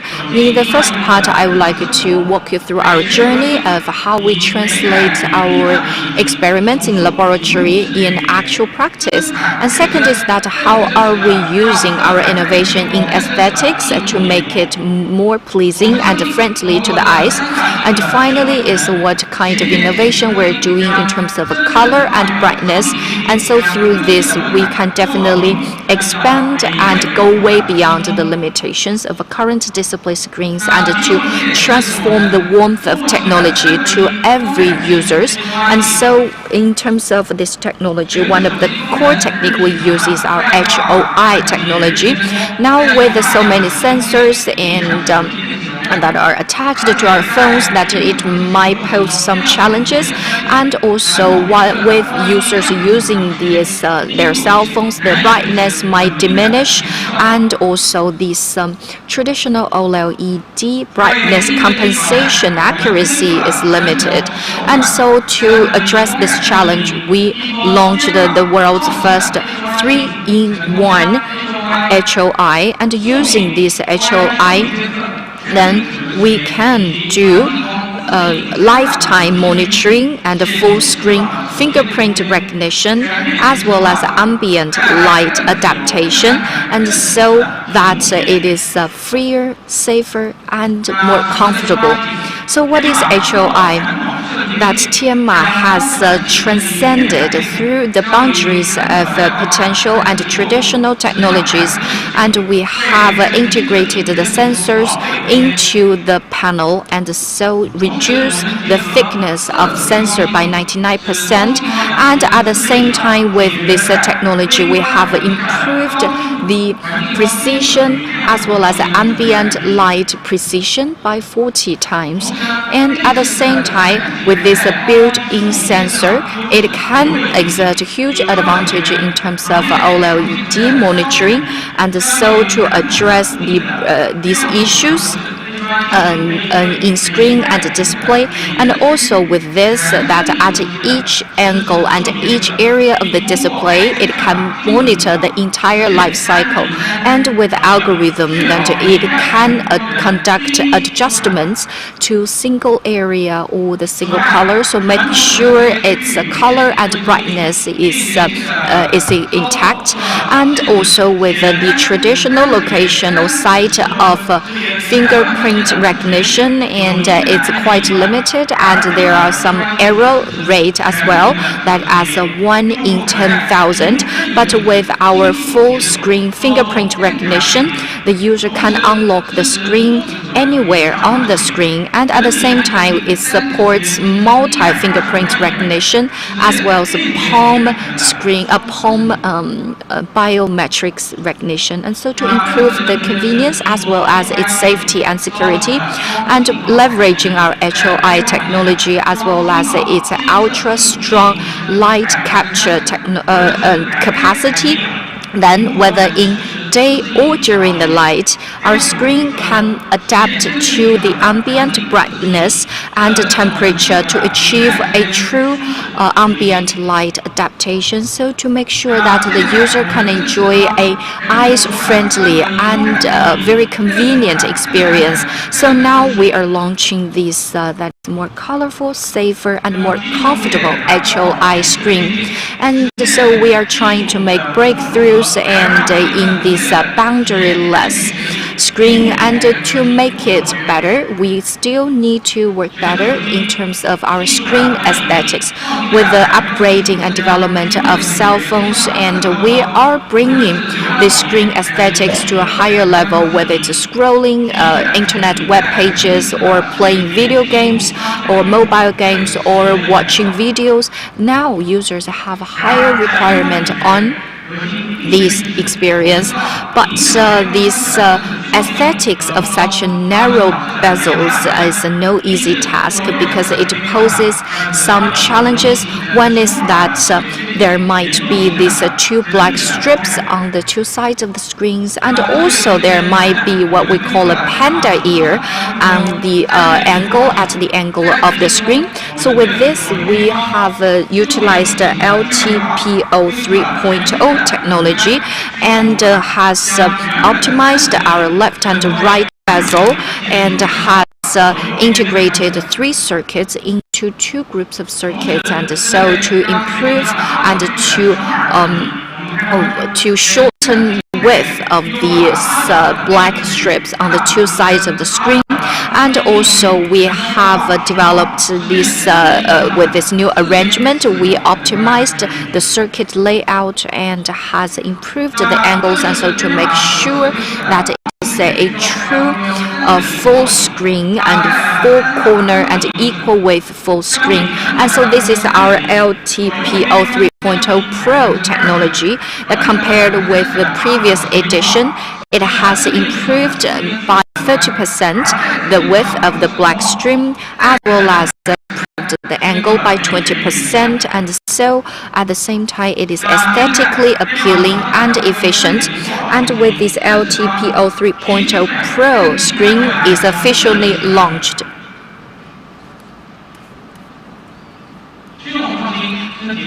And with drive innovation, that we upgraded these aesthetics in screen, and with aesthetics in screen, we have transformed into better battery life and picture quality. And we have always centered our development on the needs of our clients and customers, and our coding and development is also embedded us in the wellness and healthcare instruments, and so to bring better visual experience to our users. In terms of battery life, we found out that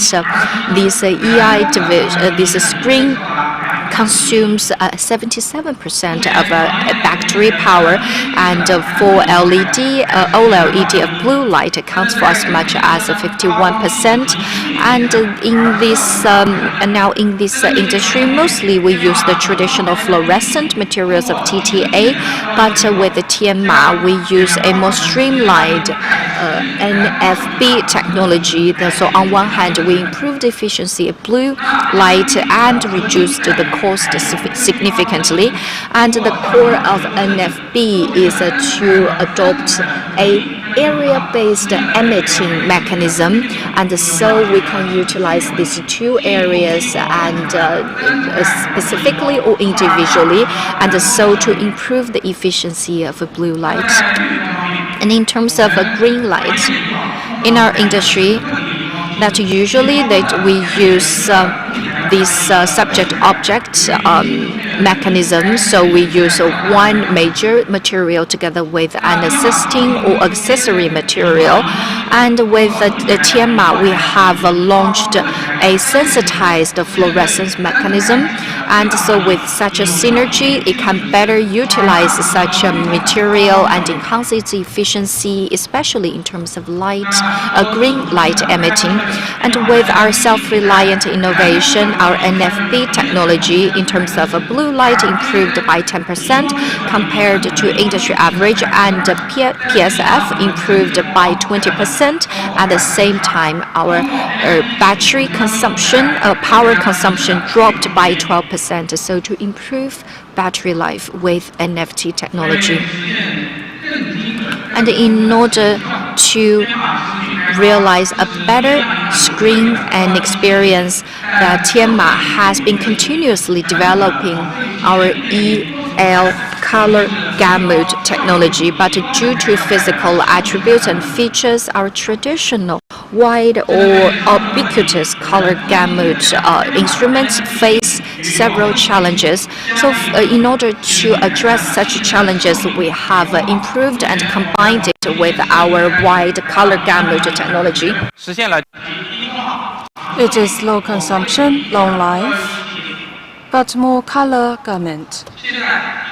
And now Tianma's Vivid BT 2020 display technique has been launched.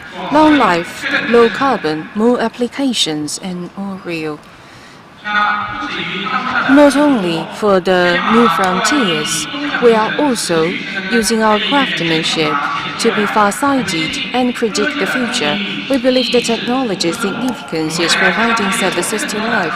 In the future, there will be more applications. For example, health monitoring to biometric security and ultra-high frequency LTPO. From heart rate to energy innovation, Tianma LED will explore the borders of display, enable our product to become the bridge of life and technology to display a better world. Finally, distinguished officials and guests, there are three key technologies launched here: bundleless integration, bringing diversified functions to be integrated, elegant design, not only application but also on visual effects. Vivid color elevation is optimizing the service life using cool technologies. We believe that Tianma will use its hardcore to lead the industry's new future. Looking forward to our collaboration in the future. Thank you very much. Now, please join me in welcoming the next speaker on the topic of intelligent cockpit. 科技懂得何时被看见，何时被感受。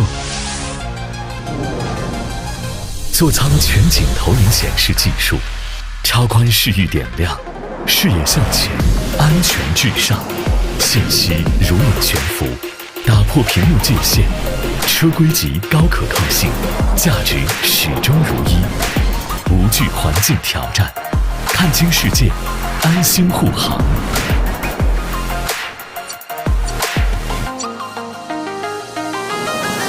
沉浸式全视野显示技术，超全视野点亮，平行宇宙豪华登场，无界环绕各司其职，打破空间边界，息屏如墨，开屏如画，五感融合，全方位守护每一次出行。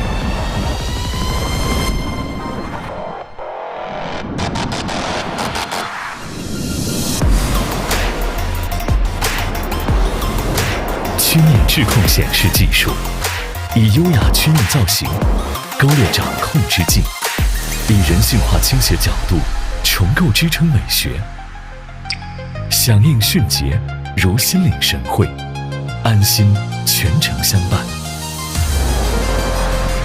滑动卷曲显示技术，以无形之姿造极致世界，一卷一展，形意随心，越即时交互如行云流水，悦享娱乐，乐趣随行。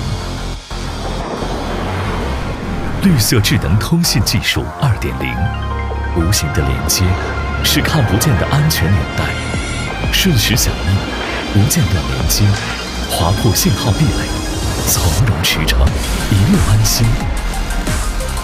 天马创建天轩智能座舱，个性、好用、健康、可靠、安全。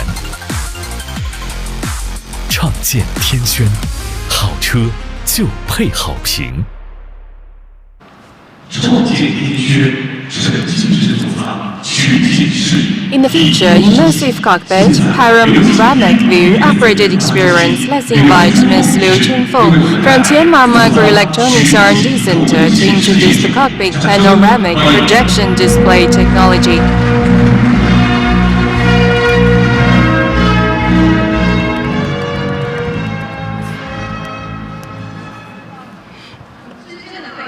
Distinguished guests, good afternoon. The video has illustrated Tianma panoramic projection display technology for the cockpit. Now, on behalf of the R&D team, I'd like to illustrate this technology for you. First of all, the safety solution. For this particular technology, not only it's an upgrade, but also innovation. With panoramic projection and high precision imaging, realizing safe and immersive experience for the driver, which is a new benchmark for the industry. First of all, for customers, in terms of the needs of the display, it's quite clear, with very clear imaging, whole life cycle, stability as well as reliability for the automobile. Addressing some of the major concerns of the industry, it seems it's a dead end. High lighting, low energy consumption, and long life service cannot be integrated and realized. So the bottleneck here is the core, which is IRHSUT PGU. This is what we are talking about, which is the image generating unit, PGU. For now, the PGU solutions are the film. And for the glass, it seems there are a lot of dilemmas. And for the PGU, in terms of the film, the high brightness, the color, and the energy consumption cannot be balanced. And in terms of the glass, it seems we have to balance in terms of the lightness, brightness. So it's really hard to ensure its lifespan. The above mentioned are some of the problems regarding the film and lens. The problems come from the core demands and unsolvable dilemma of PGU. Using traditional technology, we're not able to achieve that. We have to be 8 to 10 times brighter than the traditional technology, and the construction will only lead to more power consumption. So in terms of the thickness, in terms of the lens, because of the uniformity issue, it's very difficult to make it thinner. And for the film, it can be thinner, but it comes back to the question of power efficiency and brightness. Facing this dilemma, Tianma has broke down the traditional structure and optimized the ultimate optical performance and automatic reliability. First of all, there are 3 major breakthroughs in terms of the advancement in device processabilities, innovation in circuit, pixel design, and improvement in material performance. These are the panel capability breakthroughs. We have upgraded the material and enhanced the tolerance of the temperature of the lens to another level in the industry. On the other hand, the PGU is also achieving ultimate performance with our evolutionary technology. We have overhauled the traditional structure as well as the limitations of the material. And for Tianma, we are using a self-developed algorithm for local dimming, as well as a dual safeguards of optical path simulation distortion correction. Based on these major breakthroughs, as well as our efficiency in terms of core performance, we have made a leapfrog. Not only we have addressed the issue of the industry, we have redefined the boundaries of sunlight. For example, high brightness, low consumption.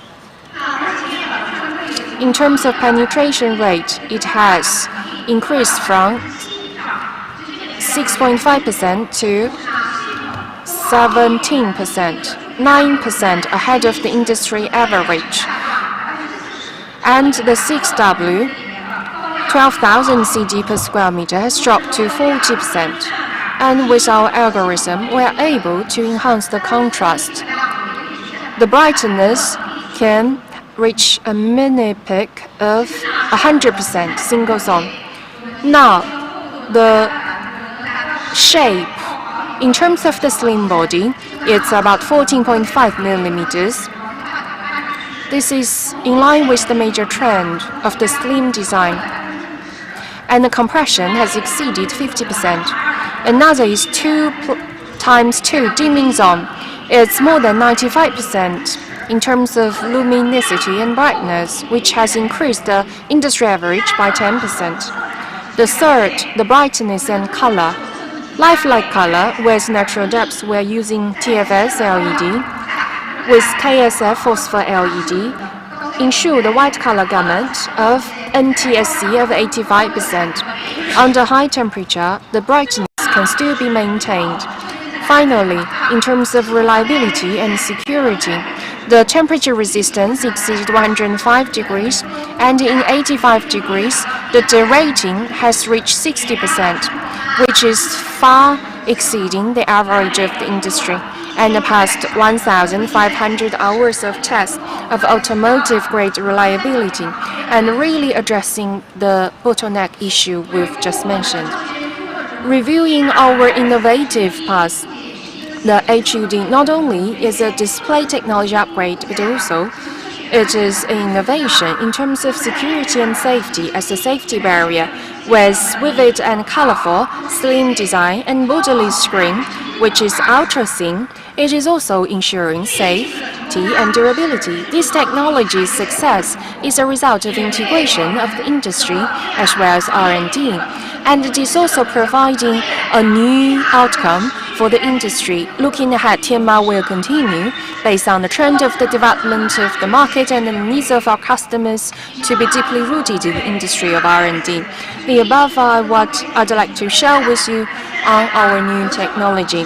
Now my colleague Yin Zongcai will continue to share with you our intelligent driving.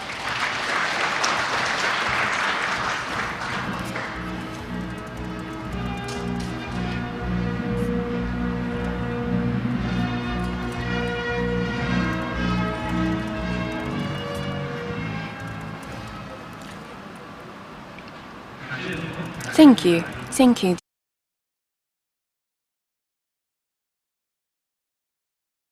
Fascinating. Now I'd like you to offer another choice, which is immersive full-field display technology. With the intelligent development, automotive display screen is becoming more diversified, with more functions, not only on information transmission, but also enhancing driving safety and provide full cabin ambient integration. Therefore, customer needs in terms of the new generation of automotive screen, there are three dimensions. First, more efficient information transmission. That means our products are going to be large size, high contrast, high resolution, and high luminance in order to enhance more efficient display of information. Second, in terms of our customer needs, for the screen and display, they are going to enhance the driving safety. Not only it can reduce the burden of vision for drivers, but maintain line of sight and expanded field of view to ensure safety. Third, the new generation of automotive cockpit not only requires integration of the environment, but also providing more aesthetic values. So how to manufacture high-quality displays in line with the needs? In terms of hardware and software, we've done a lot of work. First of all, in manufacturing, we have invested the very first advanced panel process and using large-size curved surface module process. This is the snapshot. We have also, to meet the demands of different designs, developed the brand new Aquarus technology. For R&D, we continue to reiterate the Aquarus technology and optimize our visual effect as well as the use of light.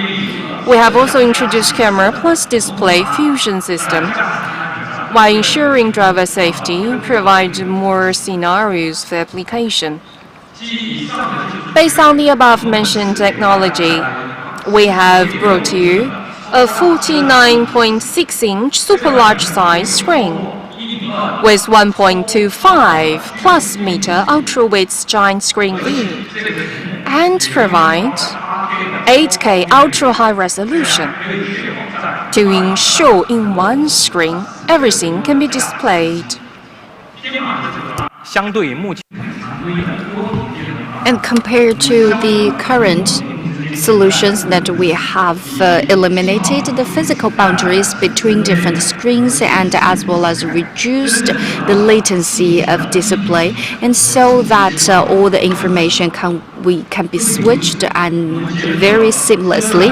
At the same time, with the windshield shape, we have built an R3000 curved modules, and so it's a panoramic experience for the driver, and so that the driver does not have to wave or have to turn the head and so to see the information. Therefore, the information is delivered at a more efficient speed. And in order to have and deliver a better visual experience, we have included and integrated Aquarus technology, where we have incorporated over 210,000 zones of high precision and pixel level dimming technology, and each of such area could adjust based on the display requirements. And so we have very high contrast, as high as 100,000 to 1, and this is even similar or comparable to OLED. And with Aquarus, we have addressed another technical issue. We understand that in traditional LED curved screens, and there would be an issue with this extension or the perspective issue, but with our pixel brightness control, and such brightness of this screen is controlled to be less than 0.009 centimeters, and so to reduce this fatigue in visual that coming from the uneven brightness, and so to bring better experience to our users. Another thing I would like to brief you today is that our Aquarus technology, developed by ourselves, have made yet another upgrade. That is 50% improvement in terms of light utilization efficiency, which means that with the same power consumption, it's brighter and more has a higher resolution as well. And so with Aquarus, it has a higher resolution, more immersive and more efficient. And apart from bringing better display experience, and we're also improving the full-scale experience, and based on 4 automobile use scenarios, we bring about 4 different solutions for long-distance drive, and with the shape of the screen that we can embed this into the windshield of the car, and so that the vision of the driver could be a head-up vision. And in traditional cockpit, the driver might have to turn their head that by looking at the dashboard or looking at the front road, and this might result in distraction and thus a safety hazard. But with our all-condition protection and image fusion, the driver can capture all the information on screen from the windshield, so to make driving experience safer. And also during the night, this shadow on the windshield has always been a safety hazard for drivers as well. And with innovative brightness and optics technology, that we have reduced this reflection from 2.3 to 0.55% in terms of the windshield reflection, and so to reduce the reflections interference on the driver, and so to improve nighttime driving safety. And also with our camera and in-car videos modules, that we can making sure that through our camera, all these blind sight could be mapped and displayed on the screen, and so to reduce the safety hazard, and so to provide drivers, especially unexperienced drivers, better driving information and better driving experience. And also using our CMS dynamic technology, we eliminated environmental disturbances and help drivers make the better and more and right driving decisions. And so from different perspectives, we have improved the safety of driving. Another thing I would like to talk about is how can we embed such a big screen into the cockpit? From 3 aspects we have made optimization. One is when it is off, a reflection of the screen is controlled, as well as the color consistency. The reflection is reduced within 1%, which means that when there is light on the screen, only a fraction of the light will be reflected, which means that the screen it's like a black panel that does not reflect any lights. And also the delta E is well maintained under 2, making sure that the screen is consistent with other parts and other components of the vehicle. And so with these 2 major parameters and indicators, when the screen is turned off, it is seamlessly embedded with other parts of the cockpit. When it is on, the black state luminance is controlled under 0.009 nits, and so that when it is in UI display, such a screen can be embedded or be immersive with the surrounding and ambient light and environment. And also because it is fully integrated into the windshield, and also it is a curved surface, therefore whether it's on or off, it can diminish or it can eliminate the boundaries between the screen and other parts of the cockpit. With such an ambient and the full cabin integration, we can bring better experience and more high-end, as well as a more comfortable experience for our driver. Above are the all cabin and all condition aesthetic enhancement, and through this extra large size and R3000 curved surface across image fusion and anti-ghosting of the windshield, we can realize an all condition safety protection and all cabin aesthetic enhancement. So I hope that based on our advancement in hardware, we can create more scenarios for application together. Well, the innovation we made in terms of vehicle display is not just limited to this. Later, next one, my colleague Yu Chujie is going to bring us the innovation that Tianma is making.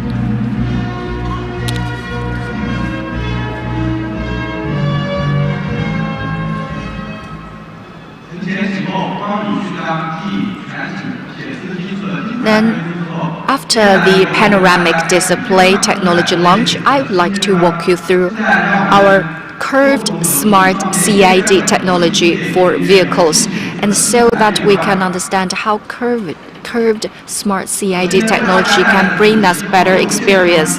The first one is our onboard and the vehicle curved screen that can bring our drivers better experience, and with such technology that we have diminished or reduced the boundary between cockpit as well as the driver. And this is not just a revolution on the curvature of the screen, but a major breakthrough in the interaction between people, driver, and the vehicle, and so to make sure that the car can respond precisely to the decision and to the requirement of the driver, to make sure that the driving experience is safe and comfortable. And our onboard curved screen, it has utilized our technology, and such a curvature is ergonomic to the driver, and it's at the right angle of the touch, and so to enhance the touch efficiency of this, as well as the precision and accuracy. And with such a smart haptic feedback, and also the integration with our radar as well as other technologies, our driver can better identify and making decisions while driving, at the same time making sure that their vision and their eyes stay ahead. And also with this design is bringing aesthetics and to this cockpit area, and so with a sleek aesthetic, tailored comfort, and bringing an upscale and very luxurious aesthetic. And also we have embedded it with the SLD high HD display and eye-friendly viewing with a lower blue light, and so to make sure that the cockpit is truly intelligent and smart. And so we are trying to bring a safer and more user-friendly curved display, and with an 138-degree golden angle, which is practice-based and reality-based. And in the first half, it's very clear to see, and the bottom half is easy to operate and easy to touch, and so to realize a good balance. And with a 40-millimeter radius, and we have improved and optimized our craftsmanship and process, and so to deliver a technology sense, and with a 1.9 millimeter thickness, that we can make the entire cockpit more flexible and has a better aesthetic appealing. And also it's with a less than 3 millimeter its border, and it can adapt to different demands. And so with this curved smart CID, it's designed for safety and comfort, and also to realize a better human-machine interaction. It is eye-friendly, and also they can be better integrated with other technologies and other functions, so our driver can experience a safer driving experience. And next, I would like to show you this transformative automotive display sliding ceiling-mounted solution, and how science and technology can be part of our aesthetic views, and so to realize an immersive experience. And with this OLED display technology, these slide ceiling ones can realize a 3 times control, and so when it is scrolled and with such a one touch of the button in 6 seconds, it can be expanded into a 17-inch big screen, and so to realize a multi-scenario demand, and so to deliver a good driving and passenger experience. And with a 14.9 inches, and that is mostly for the passengers sitting in the backside, and so to realize an air conditioner as well as a seats adjustment. The passengers can also have access to information such as the weather and the map, and so to break the boundaries. And with the built-in smart controlled devices, we have covered the entire panoramic view and also to bring better aesthetic value. With a 17-inch 3K screen with our 2.0 technology, and we have realized a 12 million nit brightness as well as a very good color gamut. We can deliver a real color and high brightness and ultra high resolution, and so to bring a movie and theater experience to the passengers. And also this whether during the mid of the day or during the night, we can bring the ultra high resolution and to the screen, and also the color temperature and gamut are adjusted to make sure the driving safety. And so it is informed and encoded into our form, and it has improved the quality. And with our 17 to 14.9 inch size and very flexural radius, we can bring a more individualized and customized experience. And over 100,000 scrolls testing is based on our flexible OLED, and we have integrated different technologies. Less than 1 minute flatness is a result of the concerted efforts from our partners. At the same time, this ultra big scale has met the demand of display in car, and every scrolling and out of the curved screen can bring you the ultimate experience, and so that our drivers can experience better driving. And in the future, we're going to work better with our OEM and so to bring better and customized service for our clients. Thank you. And now I would like to turn it over to my colleague and to launch our next technology.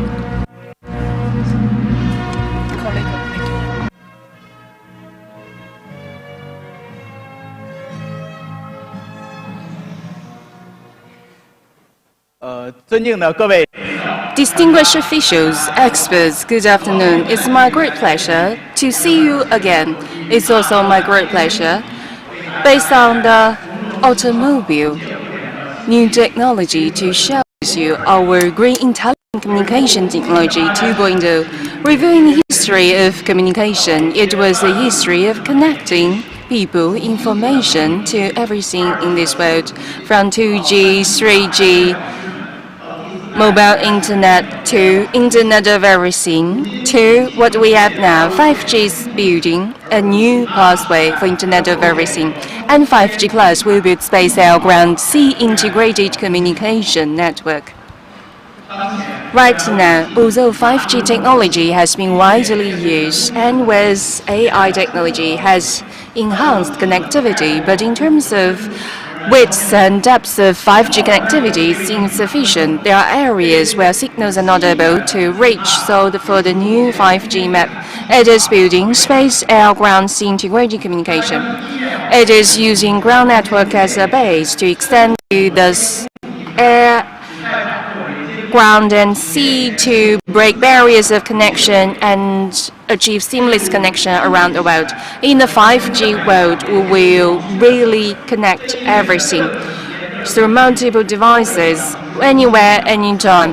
We will enjoy access to internet, no matter where you are, just like in the city center, no matter for real-time video conferencing, internet access, or live traffic updates. They will be everyday innovations for drivers. And in today's automobile, there are new demands for high quality and new experience, no matter for meetings, for entertainment, or interaction with transportation data. There are new needs. All these telecommunications need to be high data throughput, low communication latency, video coverage area, and low power consumption to meet the need. For now, to support the coverage, we have narrowband and broadband. Particularly, it covers different areas. The broadband has advantages in technology with Ku, Ka frequency band, as high frequency to achieve bandwidths and less than 10 millimeters of transmission latency and 1 Mbps, hundreds of Mbps data rate. So through this kind of broadband, it can enhance the needs of our customers and also make up the deficiencies from the narrowband devices through such a simple video text to interact with the world, or you wish to enjoy real-time live streaming to gain better experiences. Definitely, you will choose the latter. And while integrating narrowband devices and broadband devices, compared with conventional semiconductor units, this kind of new scanning antenna technology has demonstrated low latency and high data rate and high data throughput advantage. That's why we choose it. Although it requires further development, but in terms of power consumption and cost in automobile industry, definitely technology is more competitive. For our antenna, it is named as Pemagia because it has the high quality processing for the panels, but also the high intelligent control patterns, which is a highly advanced green communication technology. And for Pemagia, it has 4 major parts. The first is the antenna for transmission, receiving. It's a liquid crystal antenna array, and it also has baseband communication module, an integrated GNS and IS module, and RF mainboard. Today, it's our first time to launch the V-series antenna to contribute to high throughput, low latency, more coverage, flexible network.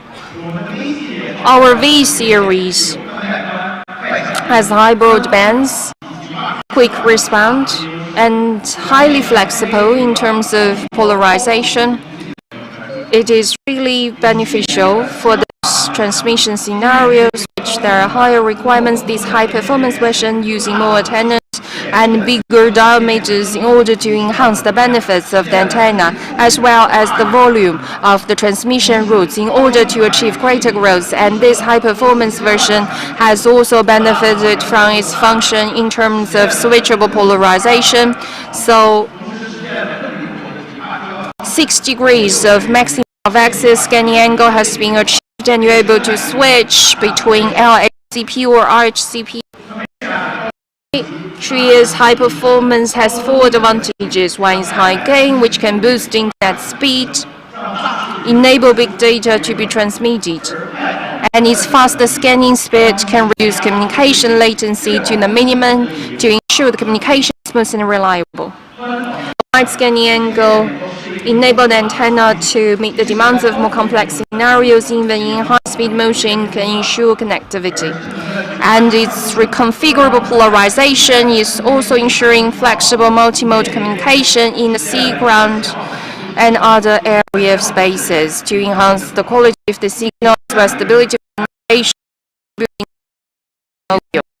Today, we are demonstrating these series of advantages, but also we are aiming for the new future's needs. The new 5G, we need wide broadband, we need integration of sea, ground, and other spaces, and technology. No matter vehicle mounted wilderness, off-road driving, energy exploration, emergency could connection more reliable. And in our development of society, this integration of network will break boundaries and ensure boundless connectivity anytime, anywhere. We will join hands with our partners to usher in the 5G era to ensure boundless connectivity anytime, anywhere. Thank you very much for listening. Thank you, Mr. Xin. From automobile to all scenario IT application, can I please have Mr. Huang Hongtao from Tianma G8.6 Fab to show the full scenario IT display technology.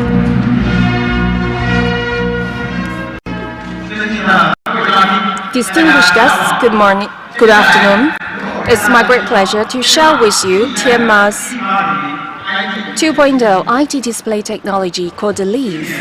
Last year, we have, for the very first time, for IT display, launched our technology. This particular technology with low energy consumption, elegance, or screen, future AI as its core features, manifesting Tianma's deep thinking on IT display and our far-sighted insights on the 4 key scenarios. 1. Low power.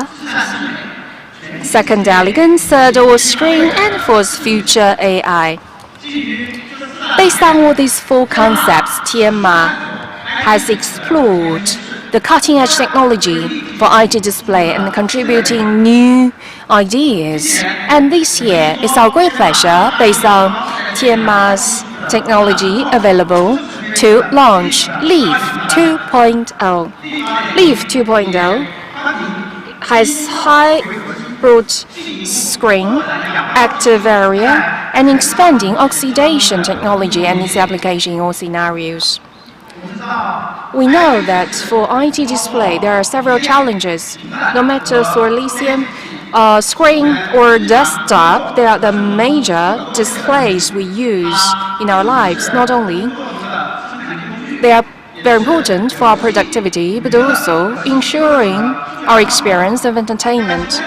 But diversified scenarios has brought about multiple challenges. For example, while in gaming, screen stuttering and tearing could really drive you crazy.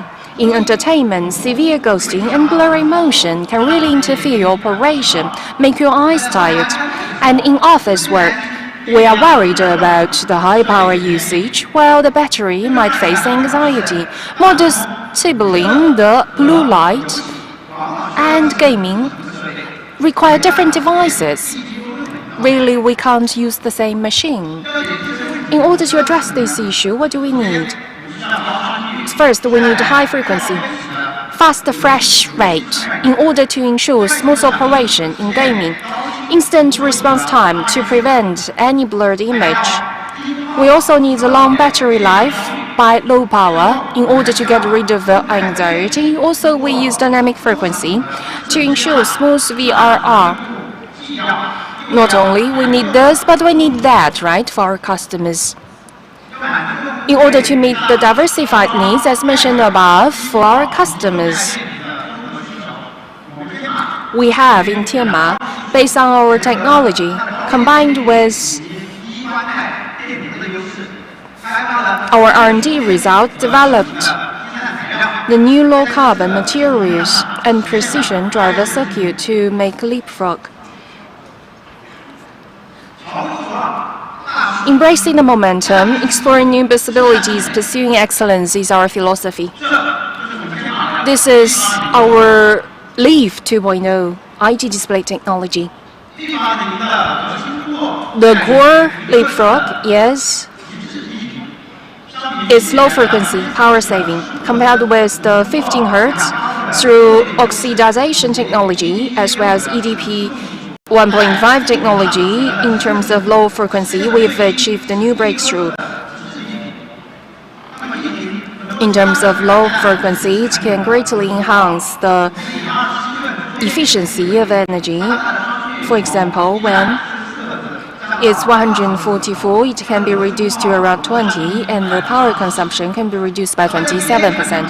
In terms of lithium product, when it's about 360 Hz, then the consumption can be 85%. More excitingly, for 1 Hz, not only it can reduce the screen itself in terms of energy consumption, but also drastically decrease the CPU and GPU load of the machine in order to further enhance the energy efficiency. About 57% is the final result.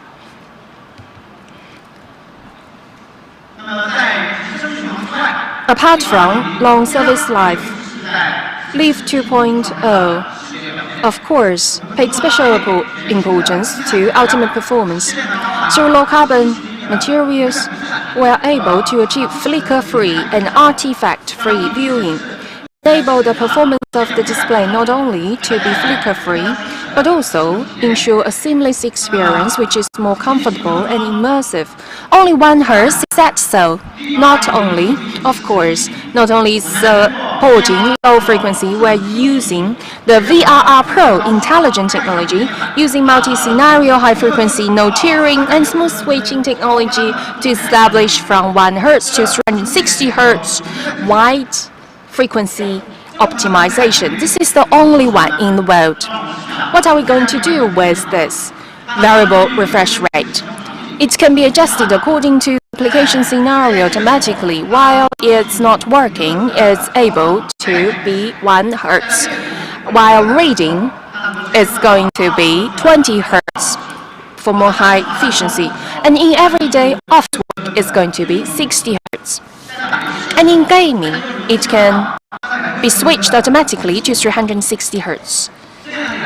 This smooth switching has ensured different scenarios to be seamlessly, intelligently connected, bringing more efficient and more immersive experience. Leaf 2.0, not only applicable for laptop, but also providing support for portables and other desk devices.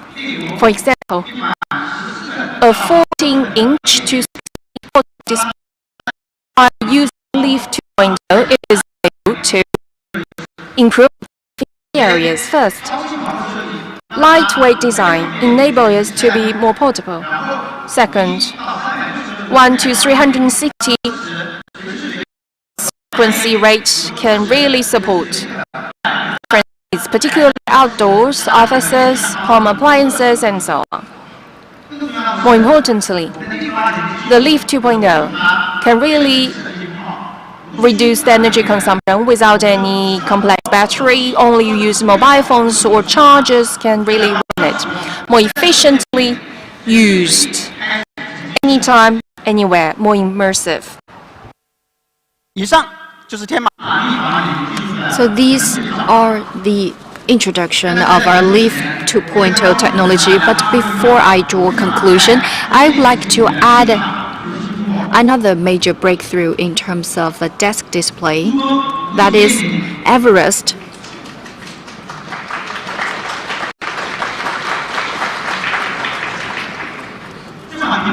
This is a premium monitor.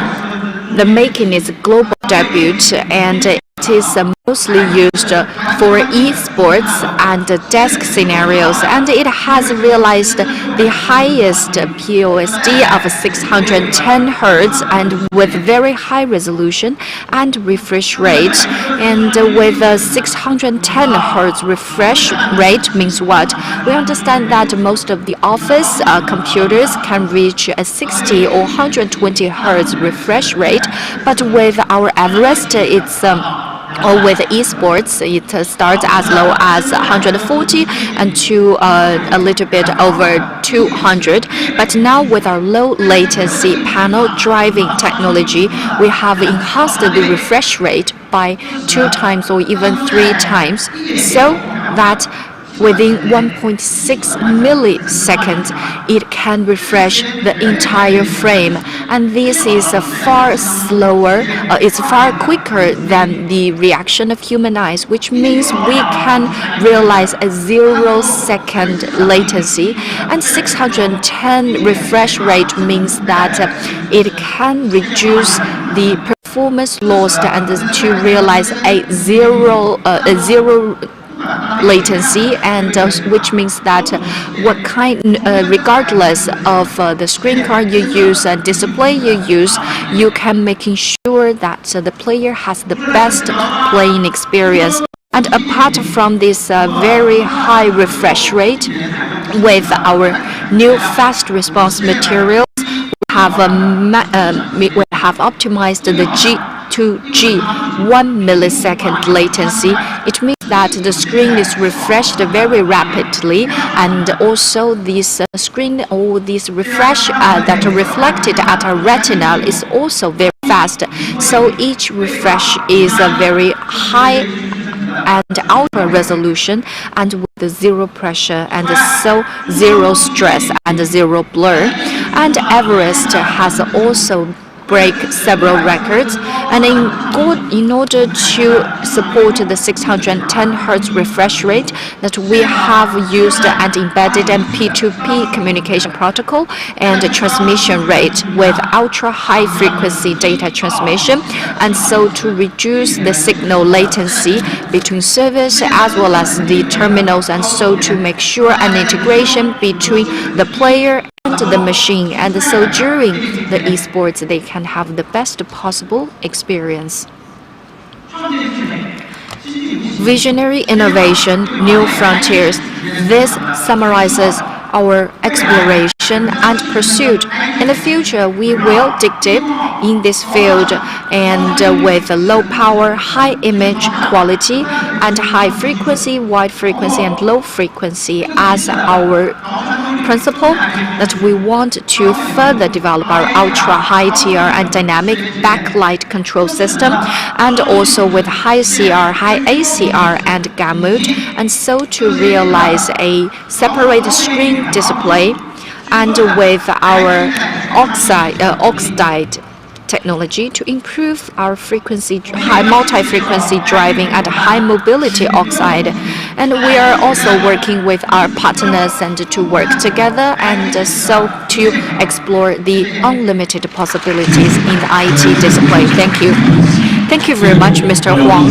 And next, I would like to invite onto the stage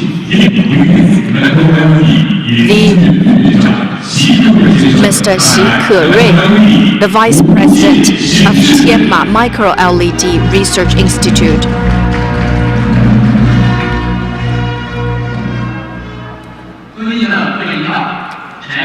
Distinguished guests and partners, friends from media, good afternoon. I'm Xi Kerui from Micro LED Research Institute. And next, I would like to bring you the advancement we made in micro LED display. 3 years ago, among several technology approaches in micro LED that we have selected our current one, and this become a very important one. So if we compare the size of the screen to a room, then the LED we use is just like a tile in this room, and which means that we need to integrate the chips that is over 10,000 within this room to be integrated with our current system. It's a quite challenging and nearly impossible one, but the reason why we do this is because it can be embedded with our OLED, and the PPI can be increased to over to hundreds level, and so it is expandable, and at the same time the cost is the lowest, which means that this technology is the one that with the highest potentiality.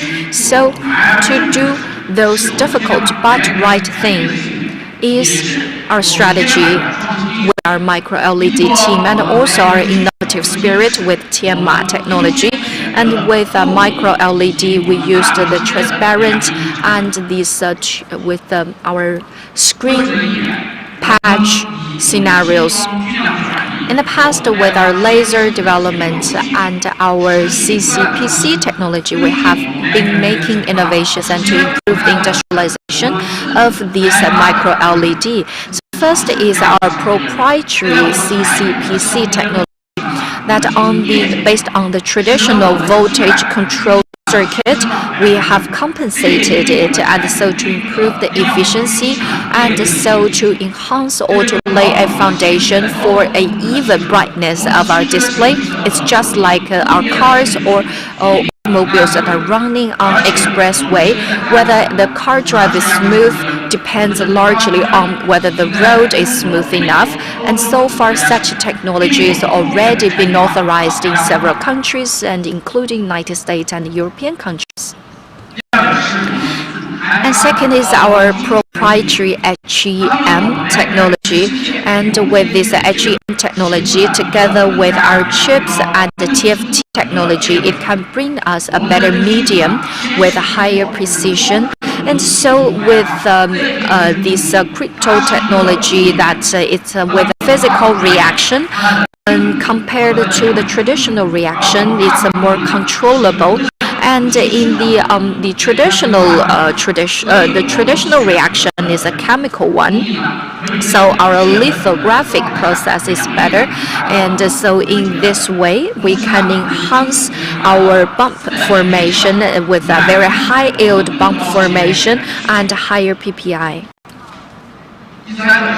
And thirdly is the intelligent inspection and big data analytics tool, a high precision AI inspection. Our traditional detection is of low efficiency and cannot meet our current demand. And with big data analytics, that it can monitor or inspect every chip and every pixel, which means that in the entire process of production, from manufacturing to assembly and to integration, each stage can be monitored and inspected. This big data analytics or AI inspection compared with the traditional one, it's 4 times higher in terms of precision, and it can enhance the number of detection as well. Our fourth technology is our proprietary BMI technology. The micro LED,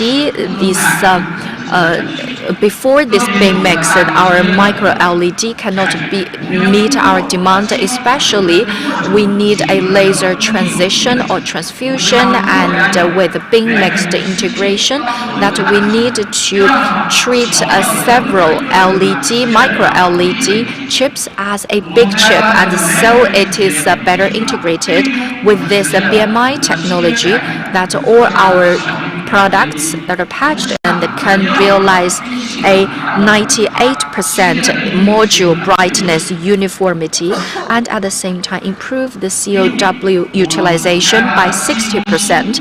And we have developed our own LOR technology, the laser original repair. And we have made breakthroughs in micro LED, but the laser original repair need to be further improved so to meet the demands of new products. So within our major or mainstream process, that we need to develop better or optimize laser original repair. Our first repair is from this laser glass, and before its primary repair, that it need to repair based on the PLO inspection, and after the primary repair, we will conduct a secondary repair based on the bad point identification, removal, and compensation. So with these 2 repairs, we can better improve the yield. It's just like the growing and cultivation of corn, and in order to improve the survival of corn, we are not selecting at each stage of the growth, but at the critical stage when the seed is planted. So which means when we plant it, we will remove those bad seeds and replace them with the good corn seeds. And another critical stage is that when it is planted, we'll see whether it has sprouted or not. If it did not sprout, we will replace it. So which means this is the second repair. The secondary repair is very important because now with a micro LED, we cannot do an optical or electronic repair for the whole process. Therefore, we need to do a secondary or the second repair here, and so to see whether there is a bad point or not. If there is, we will compensate and repair it. And next one is our high precision seamless tilling and repair technology. So with in terms of physical attributes, it's already zero TIM, and now with a higher precision seamless tilling, we developed our own STR technology. It's anchored in each pixel, and so to realize a higher resolution tiling, and so our precision is improved from 50 micrometer to 20 micrometer. And also when we can also tile those subprime products, and so we developed this material that is under special circumstances, it can also be used for tiling, and especially secondary tiling, and this non-destructive repair and based on single module. And so we will reduce the waste, at the same time enhance the reflection by 7/8. And so it means that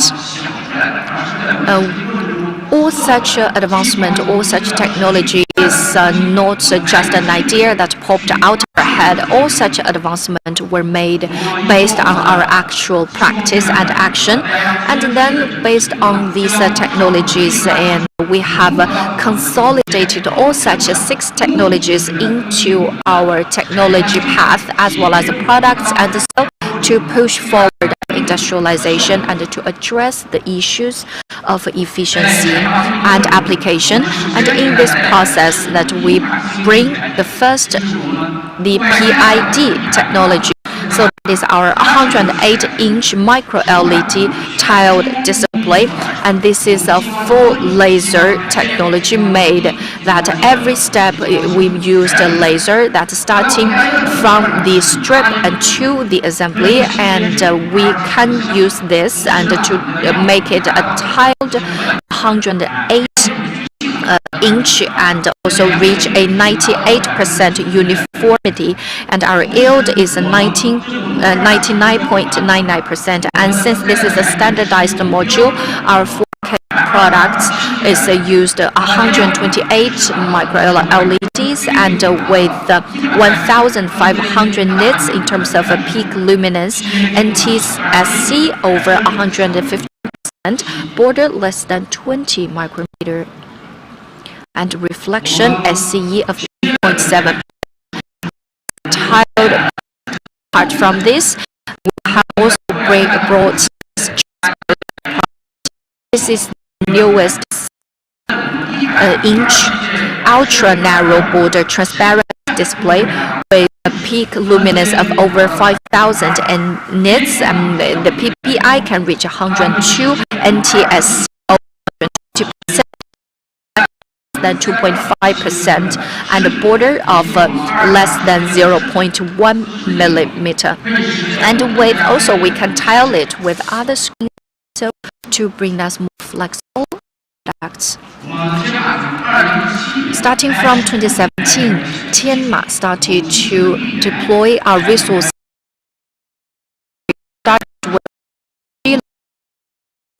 To industrialization.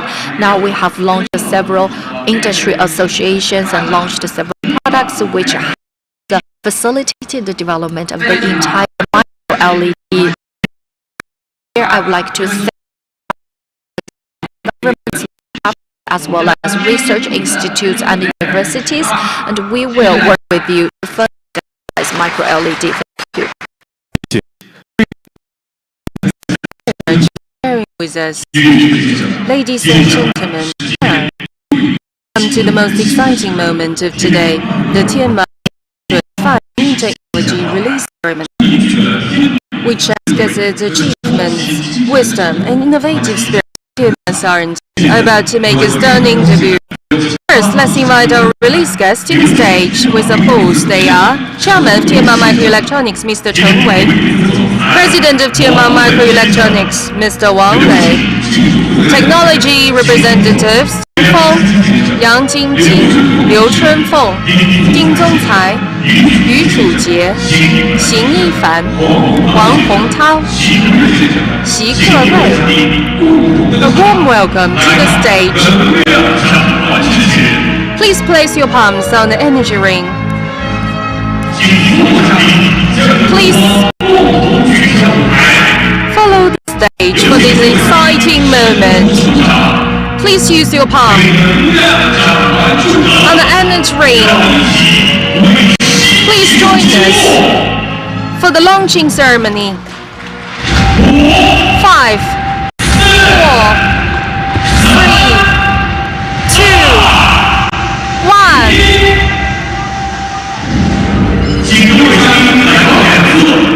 Distinguished guests, please come to both sides of the stage. Follow me in turning attention to the following on the stage.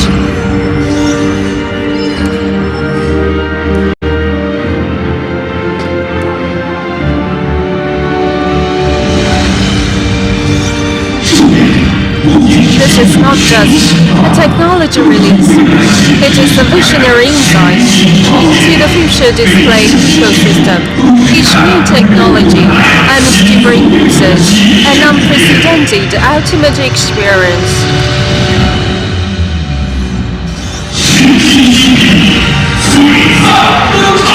Magnificent achievements on the screen now.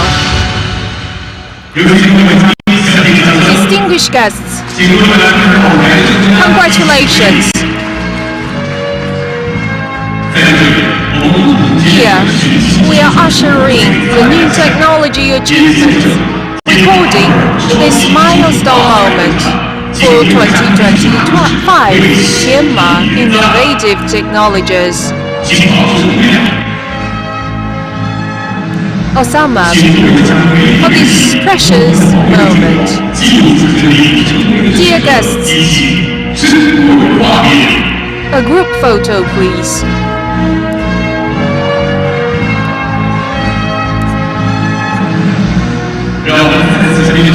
Congratulations again on the success of Tianma's new technology release. Distinguished guests, please kindly take your seats.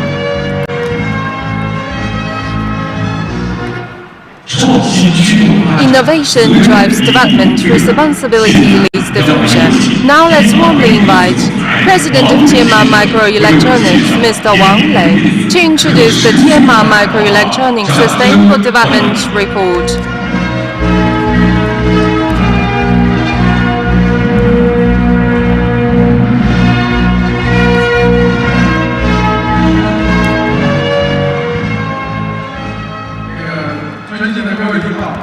Distinguished officials and guests,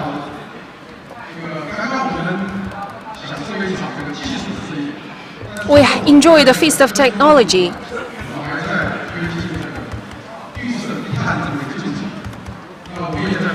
In the process of low-carbon development and zero-carbon digital intelligence, it's my great pleasure to share with you our development strategy.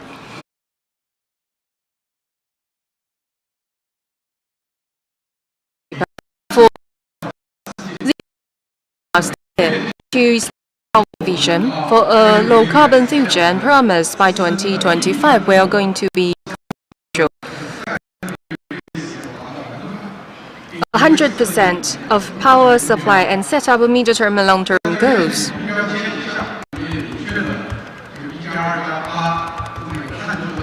We have specified 1+2, 1+8 carbon neutrality plan to consolidate our foundation and also integrate the emission for product. That's our strategy in order to implement our 8 pathways for carbon development to be more comprehensive in our low carbon development. Now I'd like to, based on the 8 pathways, to share with you our practices.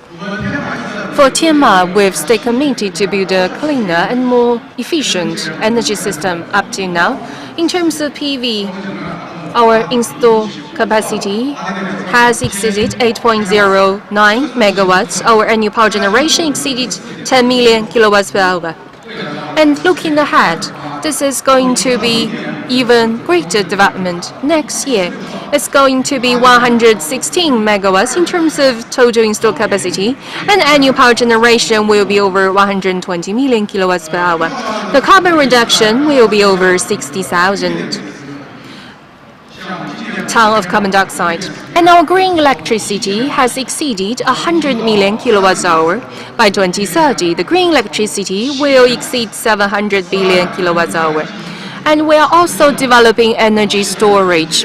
Now we have already completed 1,100 kilowatts pilot project. And for our energy storage capacity, we have also responded to government regulation.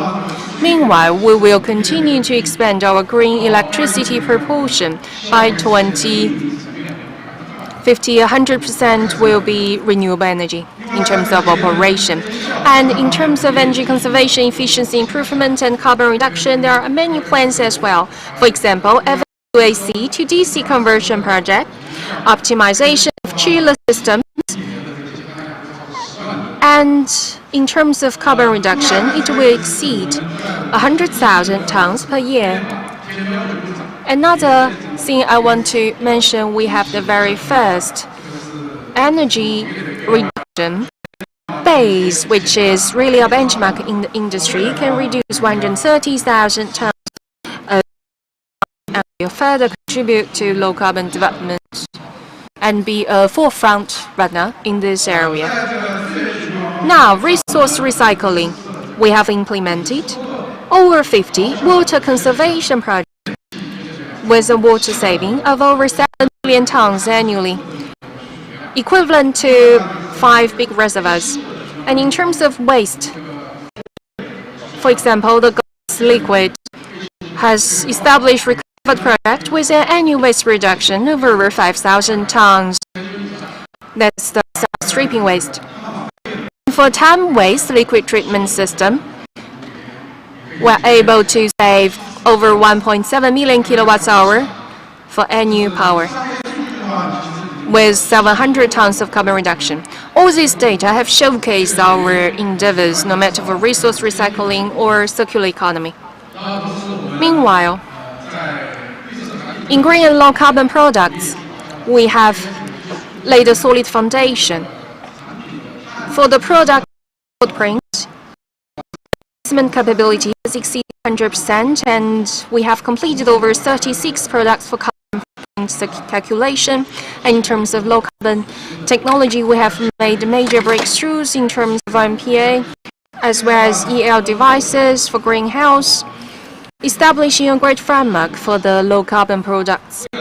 Looking ahead, we will continue to make efforts find more green revolution opportunities to provide more environmental friendly and cutting edge technology of products for our customers. Logistics. As a full chain service foundation, we are also integrated solutions and using WMS and TMS, low carbon logistic platform, to manage the warehouse and transportation to be more targeted and precise for automated logistics system. Looking ahead, our goal is to establish zero carbon logistics system. Meanwhile, in green and low carbon supply chain, we are making extra efforts. Collaboration with suppliers. We know that in terms of supply chain, the carbon emission is taking up a quite large proportion, about 20% of our whole industry chain, which is the largest proportion. Now we have completed over 300 companies' carbon emission survey. And for more than 200 companies of our suppliers, we conducted trainings in order to enhance the capability of green and low carbon management. We are also continuously developing our supplier management of tiered management of suppliers. Our goal is to establish a greener, low-carbon, resilient supply chain system. Now, on carbon sink and carbon storage, our focus is to establish a better management system to build a terrestrial ecosystem and our carbon asset management system to better manage our resources. Higher list of carbon asset projects, actively participate in carbon finance projects. In terms of carbon credit and carbon offsets, we're establishing bottom-up assurance mechanism for carbon credits and carbon offsets. Conduct research on carbon offset projects for compensation of emissions and leverage innovative domestic and international mechanism and incentive policies. Looking ahead, with the two major policies, we're able to construct Tianma's carbon development last mile. International stage, we have won recognition with our concrete actions, fulfilling our responsibilities and contributing to sustainable development. As a United Nations Global Compact member, we have actively participated in sustainable development goals. In CDP climate change rating, we have been rated as B for climate change, A- for water security, It's fair to say this marks another milestone in environmental management at international level for Tianma. In Green Factory, we have 7 green factories, 3 zero-waste factories, and 1 green supply chain, water-saving advanced enterprises.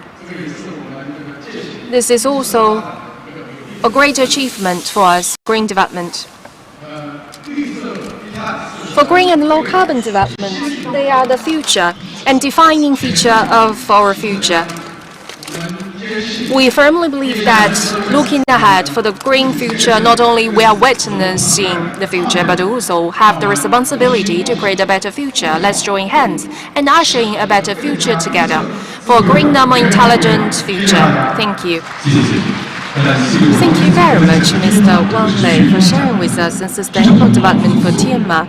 As you mentioned, achieving green and low-carbon development is not a path to walk alone, but requires the synergistic progress of the entire industry chain. Please join me for a promo.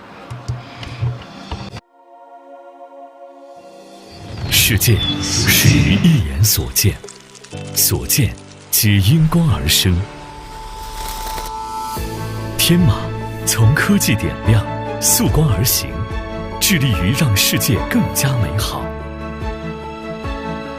我们淬炼光的品质，以可靠之魂铸就世界基石。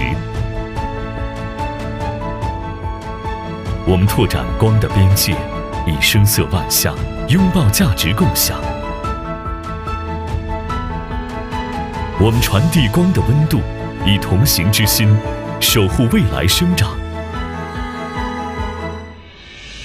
当熠熠光华汇聚成河，便成就生生不息、万般精彩。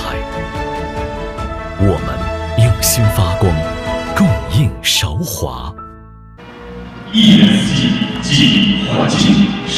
ESG, which stands for Environment, Social and Governance, is important yardstick for measuring companies' sustainable development capability. Tianma believes that display technology should not only define the future with innovation, but also protect the future with green responsibility. We're committed to deeply integrating ESG concepts into every link of R&D, manufacturing, and supply chain management. Through practical actions such as reducing energy consumption, green design, responsible sourcing, we will join hands with all partners to strive for a greener and more inclusive planet.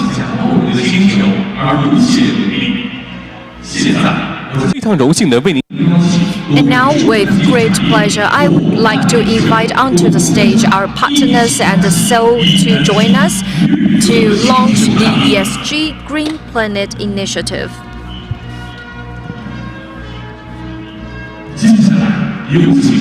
Now I would like to invite onto the stage our inaugural guests, Wang Lei, the president of Tianma Microelectronics, and the general manager of display and touch department from Xiaomi Mobile, Wu Cangzhi, and from Lenovo R&D, Hu Jianfeng, and from Geely Auto Group Smart Cockpit Institute, Yao Yongli, and from Schneider Electric, Anthony Sin, and Liang Xingqing, Executive Vice Chair and Secretary General of Liquid Crystal Branch of the China Optics and Optoelectronics Manufacturers Association, and Yan Xun, the upcoming global president of the Society for Information Display (SID), and Li Hanchao, the Chief Commercial Officer, and from Novatech, Li Yanxian, from IMAX, Marketing Director, Wu Junru.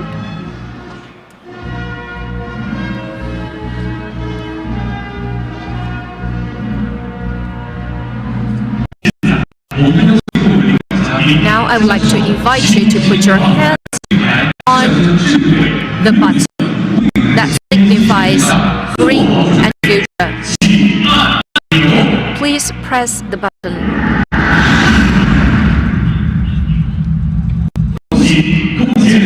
Congratulations. Now we have launched the Green Planet Initiative. Please take a group photo to memorize this moment.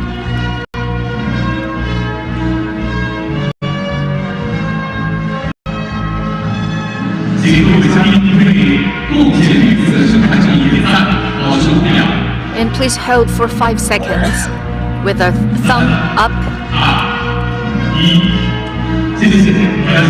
Thank you. With our concerted efforts, the green planet in our displayed industry will definitely flourish, and let's make our future green together. Distinguished guests, the way of innovation lies in talent cultivation. The creativity of a younger generation are the core engine driving the future of this industry. Now we are going to announce the Tianma Cup Automotive Display Innovation Competition Award Ceremony.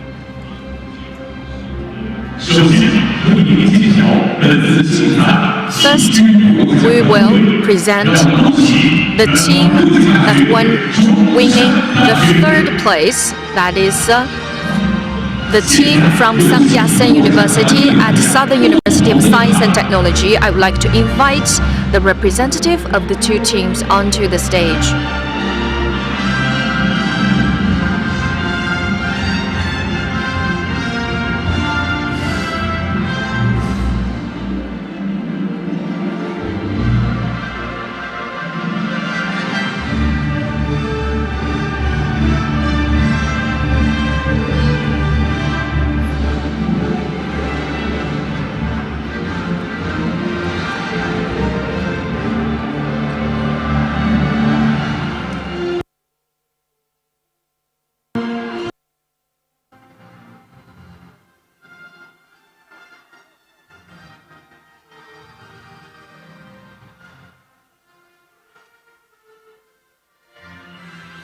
非常高兴有请颁奖嘉宾。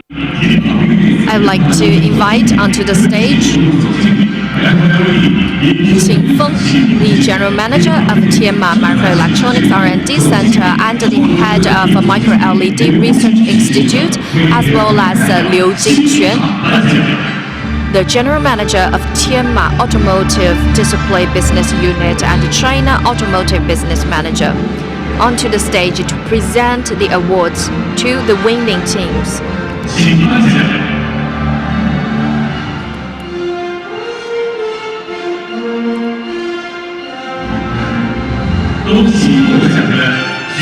Congratulations to the teams and universities that winning the 3rd place in our competition. Let's take a photo together to commemorate this moment.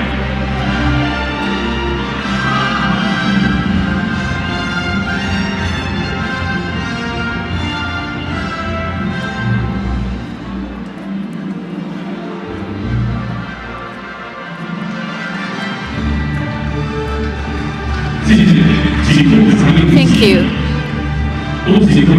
Congratulations to the winning teams and winning universities.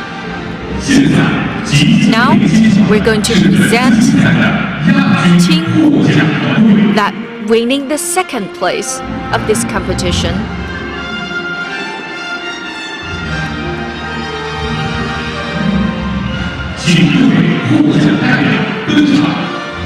I would like to ask the representatives of the winning team onto the stage.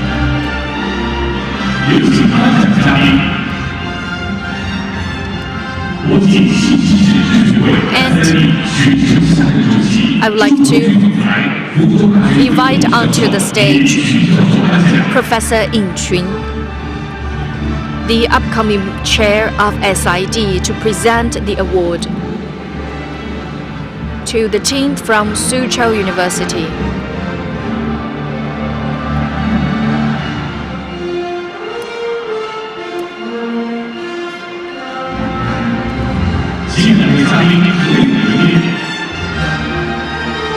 Let's take a photo together.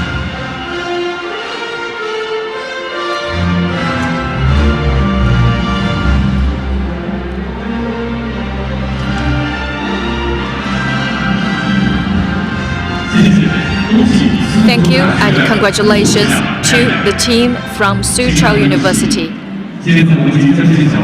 Now we're going to unveil the highest honor of this competition, the champion team, the team from Southeast University. I would like to invite onto the stage the Vice President of Tianma Microelectronics, Cui Peng.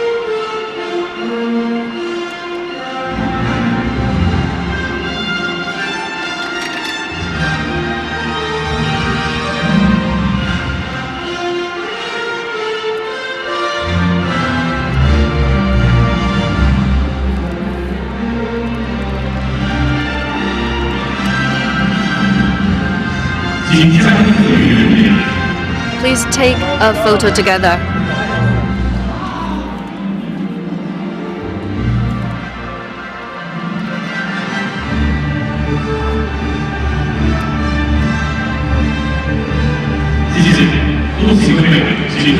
Thank you and congratulations.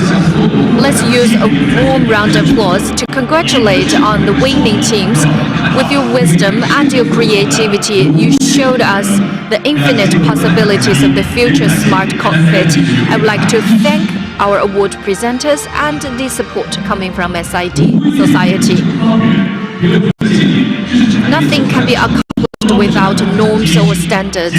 So the establishment of standards is the cornerstone for the development of the industry. So now we're going to move on to an extraordinary session that is to witness the launch of important industry standards and certification. So first is the launch and release of the automobile cockpit liquid crystal display module standard, and such standard will provide important guidance for the standardization and high-quality development of smart automobile cockpit displays. I would like to onto the stage Li Guixi, Assistant Secretary General of China Association of Automobile Manufacturers, and Zhu Guilin from Automobile Intelligent Display Branch of China Association of Automobile Manufacturers, and Mr. Cui Peng from Tianma Microelectronics, and also Xi Shunchao, the head of Automobile Electronics Business Unit from Tianma Microelectronics. Please place your hands on the LED light pillar and to witness the launch and release of this important industry standard.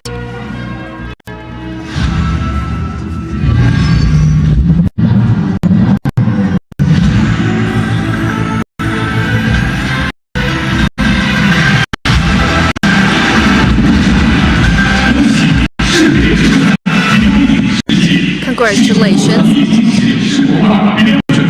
And with the launch of this industry standard marks a new development stage. So now please join together for a group photo with your thumb up. 3, 2, 1. Thank you.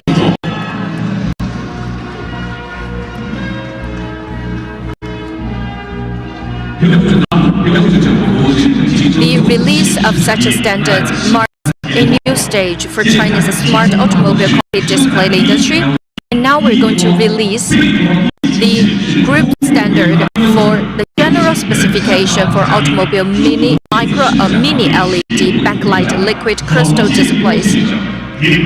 I would like to invite onto the stage Peng Jianfeng from China Video Industry Association and Mr. Chi Yunfeng, Executive Vice President of Tianma Microelectronics.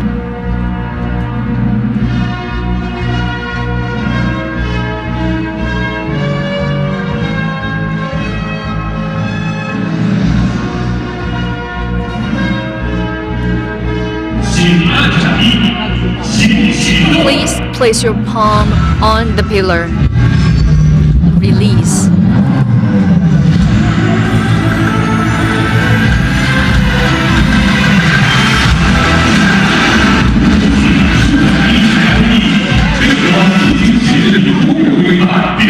Now, the standard for the general specification for automobile mini LED backlight liquid crystal displays is now released. Thank you. Please return to your seats. Thank you very much. The release of these two standards is a vivid practice of how we reach the consensus and our concerted efforts, and they're going to lead and guide technological innovation and solidify the industry foundation. And this requires our concerted efforts, and so that we can build an ecosystem that is standard-based, prosperous, and of global competitiveness. And Tianma, in terms of display colors, is now certified. So now I would like to invite onto the stage Zhongxin, the director Liu Jixiang from Rainland Ergonomics and Laser Technology Competence Center, as well as Yang from OLED Research and Development Department. Now, Mr. Liu, please present the 5-star certification of perceived 3-dimensional color gamut certificate to Tianma Microelectronics.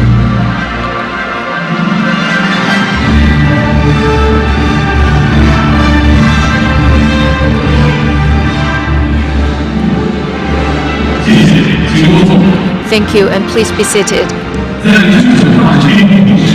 And while we are pursuing the high resolution of the picture and pixels, we're also being eyes friendly. And finally, we're going to witness the certification of the eye-friendly and high reliability of AMOLED.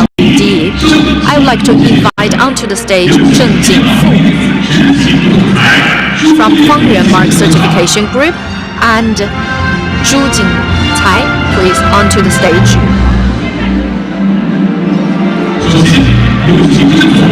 I would like to ask Mr. Shen to present the certificate of AMOLED display product eye-friendly certificate.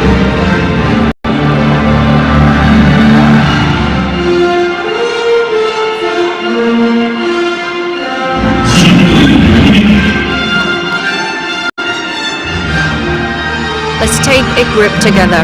Take a group photo together. Thank you. Please stay on the stage. Tianma Microelectronics will also be certified on another item that I would like to ask Mr. Zheng to present another certificate, that is a certificate for reliability of its AMOLED display product. Please pose for a picture. 谢谢，请。Thank you. Please take your seats. Congratulations again. For U11EL device display for receiving eye protection certification and reliability certification. This reflects Tianma's high regard for product social responsibility and user experience. Kindly take your seats, please. The establishment of each standard and each authoritative certification is coming from persistent pursuit of Tianma in innovation as well as the responsibility. Once again, congratulations to the success of all the above release of certificates. Distinguished guests, with this, all agendas of 2025 Tianma Microelectronics Technology Innovation Conference have successfully concluded. Once again, thank you for all your attendance and support. Thank you for our partners. We hope today's conference has allowed everyone to see the